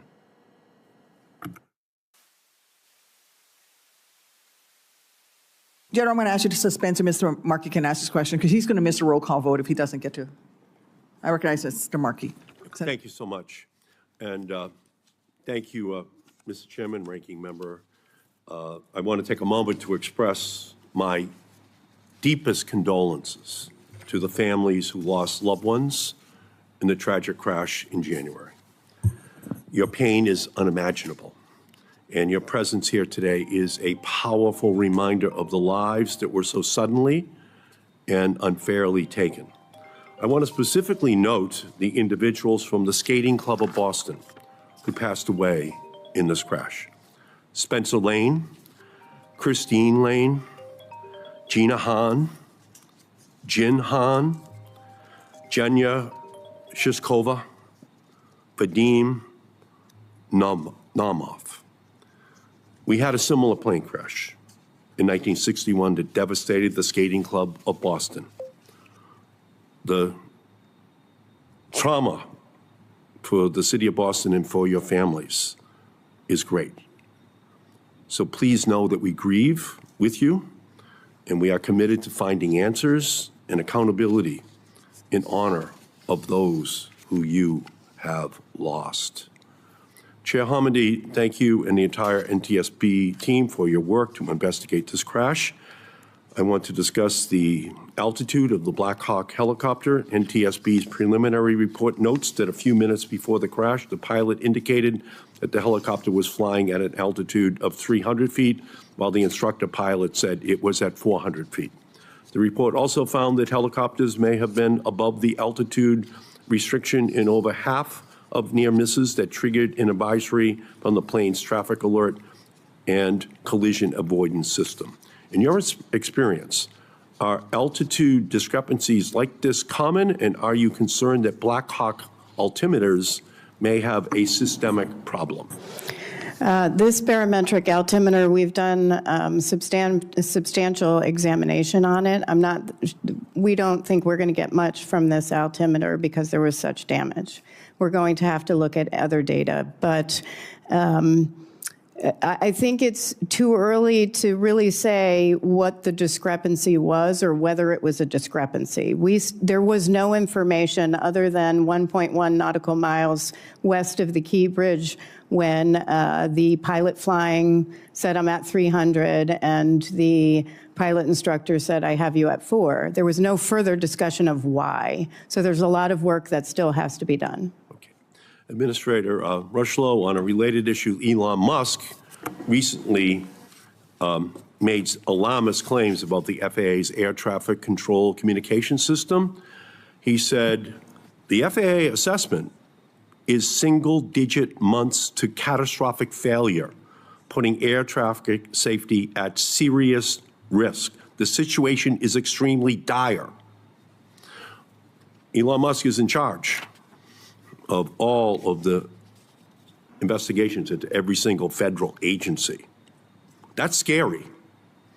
And this is at the same time that he may be pushing for Starlink, his own company, to take over the contract to upgrade the communications system. And 1 month ago, the FAA announced it was deploying multiple Starlink terminals across the country. Give these systems critical importance to our aviation system. These developments raise serious questions about aviation safety. So I would like you to set the record straight on this issue. He said, basically, we have digit months to catastrophic failure, putting air traffic safety at serious risk. Is that tweet accurate? I would say that the circumstances around our air traffic system are in great need of renewal. I didn't ask you that. I asked, the public needs to hear this. Are we within single-digit months to catastrophic failure, putting air traffic safety at serious risk?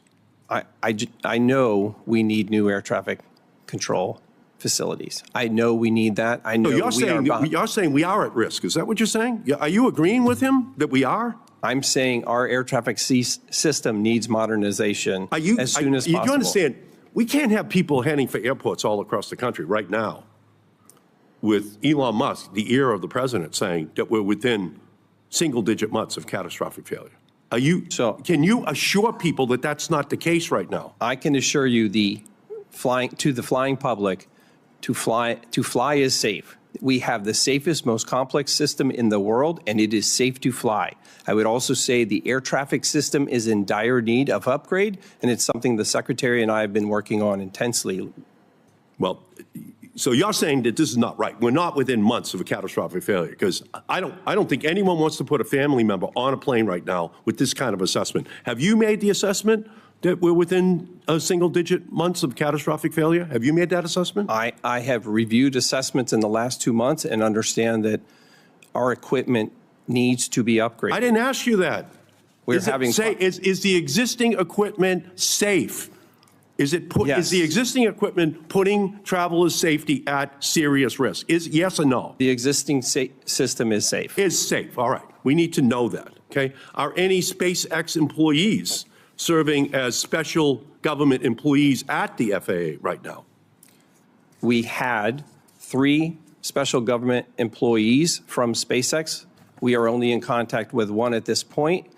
I would make it very clear they did not do any air traffic. They didn't plug into any equipment. They came in to observe our operations and provided expertise along the lines of software and computer systems and how we... Did any employee have any involvement in the FAA's decision to deploy Starlink terminals in February?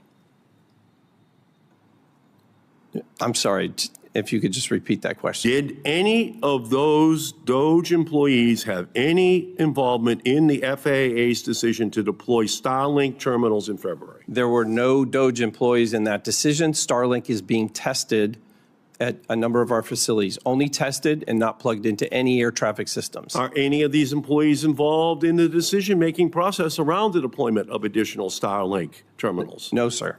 Okay. So I recognize that Starlink terminals may be an effective communications tool in remote areas, and I'm sure Starlink engineers think highly of their potential. We just need to be extremely careful. Yes, sir. That in making these life and death decisions, that they're not based on any pre-existing professional biases or financial conflicts. That's your job. You got to make sure this is the way we operate, because we're going to have hearings on this as this year and next year unfold. So I thank you, and I thank you, Madam Chair. Thank you. I'm going to return to General Brayman so he can conclude his remarks. Thank you, Senator. I do want to clarify 2 quick points. One on the memo requested by the chairman and both chairmen. It can be made available. However, it is part of the investigation. That is the unit's memo that discusses how they utilize ADSB out off. It's their policy letter. It is in the purview of the investigation. That is why it's not currently releasable. But certainly when the NTSB and the other investigations have done their due diligence, that we can look to make that available to the committee. For the NTSB, if the policy existed prior to the collision, you can provide it. That can be provided. Thank you. And what's your second point? And the second one, talking about whether we're willing to change the policy, the Army's policy. The Army is always willing to review its policy. Am I prepared to make a decision on ADSB out right now? No, Senator, but I want to do that informed by the facts that we have in this investigation. And those will drive policy changes. And that is not the Army policy, that's DOD policy. And the Army certainly has a vested interest in getting it right. But at the end of the day, what I'm most concerned about is the rigid application of that policy, that it's being done correctly and not being abused. And that is part of this investigation as well. Thank you. Senator Cantwell. Thank you, Madam Chair. I wanted to just go back to this this process, how it's set up in the FAA and how we rectify these issues in the future. But Chairwoman Hamady, I think you're saying in your earlier testimony that even if the Black Hawk helicopter had hugged the shoreline as originally described, that even that route that's outlined is insufficient. Your investigation showed that even that is insufficient. Intolerable risk to aviation safety. Okay, intolerable risk to aviation safety. So, Acting Administrator, how did we get to a point where we have a route that's allowed and mapped, that the military is flying, that's interfacing with commercial aviation, that, as by the very definition, the NTSB is saying it was, even if they flew the correct path, was an intolerable risk? I think you're saying that because the difference in separation was just too small. There's virtually no margin of error. No margin of error. How are you defining margin of error, just out of? I mean, just looking at this, and I think you have the printout in front of you, hopefully, or staff has it. that we provided. This is in, for the public, this is in our preliminary report and for those behind me, but the chart, when we looked at the when we mapped the glide slope and we looked at the helicopter route, which has no lateral boundaries, it's 75 feet max if you're hugging the shoreline. The collision actually occurred to the right and slightly above the dash line right here. And commercial, and just so you know, pilots for landing on runway 33 don't have to be on this dash line. They can be above or below. But it occurred about to the right. They were not on the on this route. They were slightly over. You're saying under this route, they could have been below or above this line, but you're now saying that 75 feet is not enough separation. 75 feet is the max. Because there's no lateral boundaries on this route, it goes down as you come over. And so helicopters are not always on that eastern shoreline, which is where the 75 feet is marked. And they weren't in this situation. They were actually to the right of this gray shaded area, which indicates the route that has no boundaries.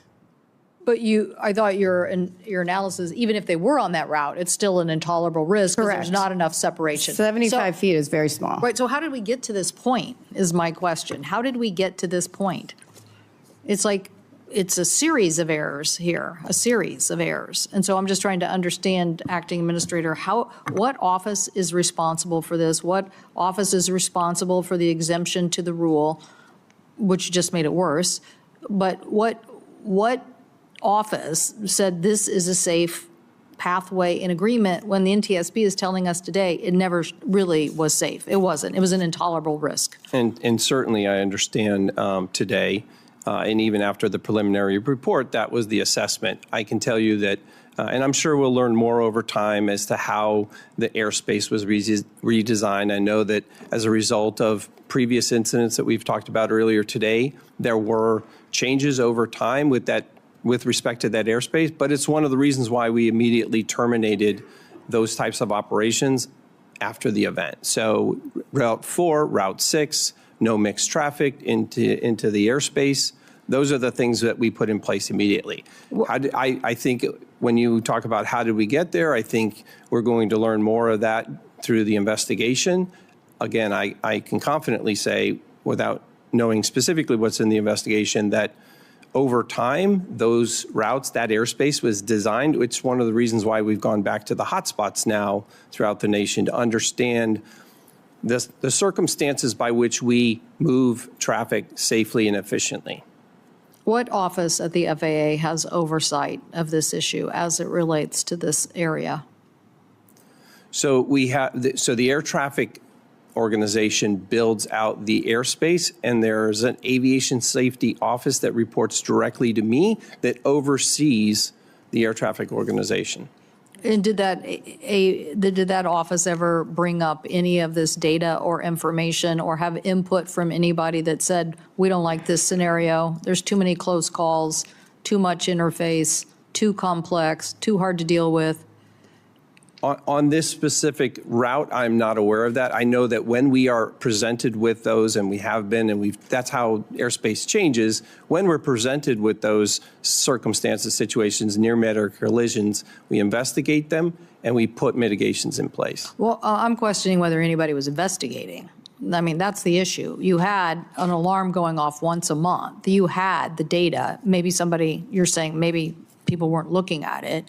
And while I get that AI is this very new and interesting technology, it's no substitute for the FAA having an oversight over this level of traffic. And so, as my colleague, the chair of this hearing mentioned, that like now we want to know, do we have other problems in other airspaces? I mean, we're very focused on DCA, but now we want to know, we have big military complexes, 10 bases, 10 military installations in the state of Washington. I'm sure Chicago has a lot. We want to know, do we have to worry about this somewhere else because the FAA isn't looking and doesn't have an organization that is overseeing this information? I agree 100% with you. This is of utmost concern to me, not just in the DC area, which, again, we've put measures in place to reduce the risk and to make the airspace less complex. This is one of the reasons why we have a task force working on what we're calling hotspots, to ensure that we're looking at airspace design wherever we have mixed traffic in 10 locations. I believe it's a total of 21 airports specifically, to see where similar traffic like this needs mitigation.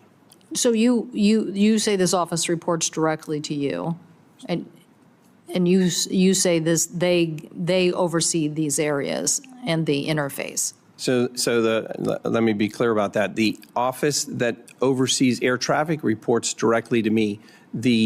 The task force, the group of people that are looking at these hotspots specifically, are part of multiple parts of the agency: air traffic, aviation safety, airports. So we have a number of people part of that effort to make sure that we're looking at the airspace design, and if we find risk, we react.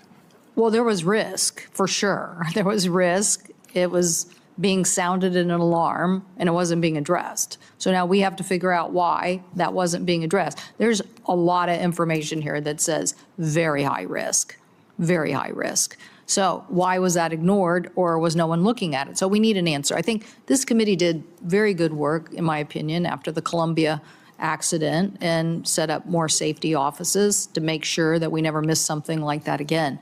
And I feel like that's the issue we're asking you today. And so we need to understand what you think is in place and why. If it was in place, did we miss this because little pieces of the responsibility was delegated to various parts of the organization and nobody had a holistic approach? Or, data, lots of data, and it's being ignored. But this is a clear that this was an unacceptable design. It's just unacceptable. And I don't know how we got there. I do want to ask you, are you now supportive of ADSB in as a requirement? Making sure that carriers like this regional jet, again, I mentioned earlier, it's $20,000 or so per plane. Why can't we just say we're going to do this? I did understand from the chair earlier that it's been an ongoing recommendation.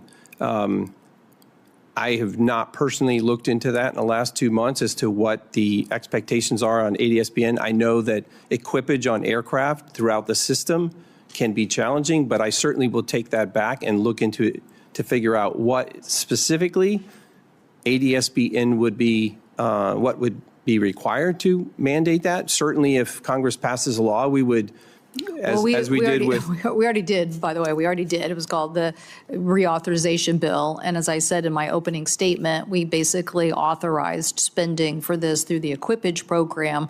And, you can discuss how this actually gets deployed, but I'm pretty sure the consumer ends up paying for it regardless in some way. And so the point is, NTSB has been recommending this. Is that right, Chairwoman? That's correct. You've recommended this since 2008? And I have to look, but I think we actually have recommendations on ADSB that precedes that. Those were comments, and if I may I add our 2008 comments to the hearing record? Thank you. Without objection. So I think, Acting Administrator, I think we need to hear from the Department of Transportation and the FAA that they understand that these recommendations have been on the table and you need to respond to them. We don't want to do that. We don't want to keep doing this, which is having one organization who has to investigate all the accidents, deal with all the families, deal with the grief and emotion, and then have an FAA that gets too cozy with industry and gives them exemptions. We don't want that. And so what we want is you to listen to the NTSB. And I know this is historic. I'm not blaming any administration. It's historic. It's historic. It's been there since the beginning of the big crashes that we've had, way before the MAX, where the FAA makes safety recommendations and then they're ignored for I don't know, sometimes a decade. And then people finally say, oh, okay. But we owe it to these families. We owe it to them now. It's not that hard to get this done. So I hope you will take this back to the Secretary, have an internal discussion, and basically agree it's time to get this done. Yes. And if I may add, and we're going to look at this as part of our investigation to see how it could have factored in, but the CRJ had ADSB out. It did not have ADSB in. And so we are going to look at what that information could have provided to that flight crew and how it could have made a difference. We've seen that in other investigations, which is why we have these recommendations. Thank you, Madam Chair. Thank you.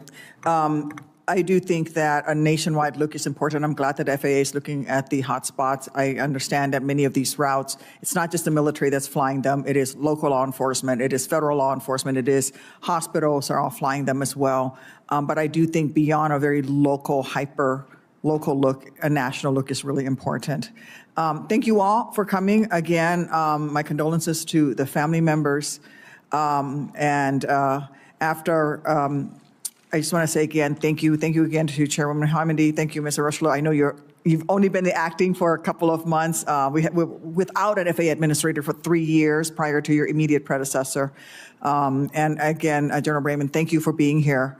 Thank you to all the witnesses for their important testimony today. Senators will have until the close of business on Thursday, April 3rd, to submit questions for the record. The witnesses will have until the close of business on Thursday, April 17th, to respond to those questions. And this concludes today's hearing. The committee stands adjourned.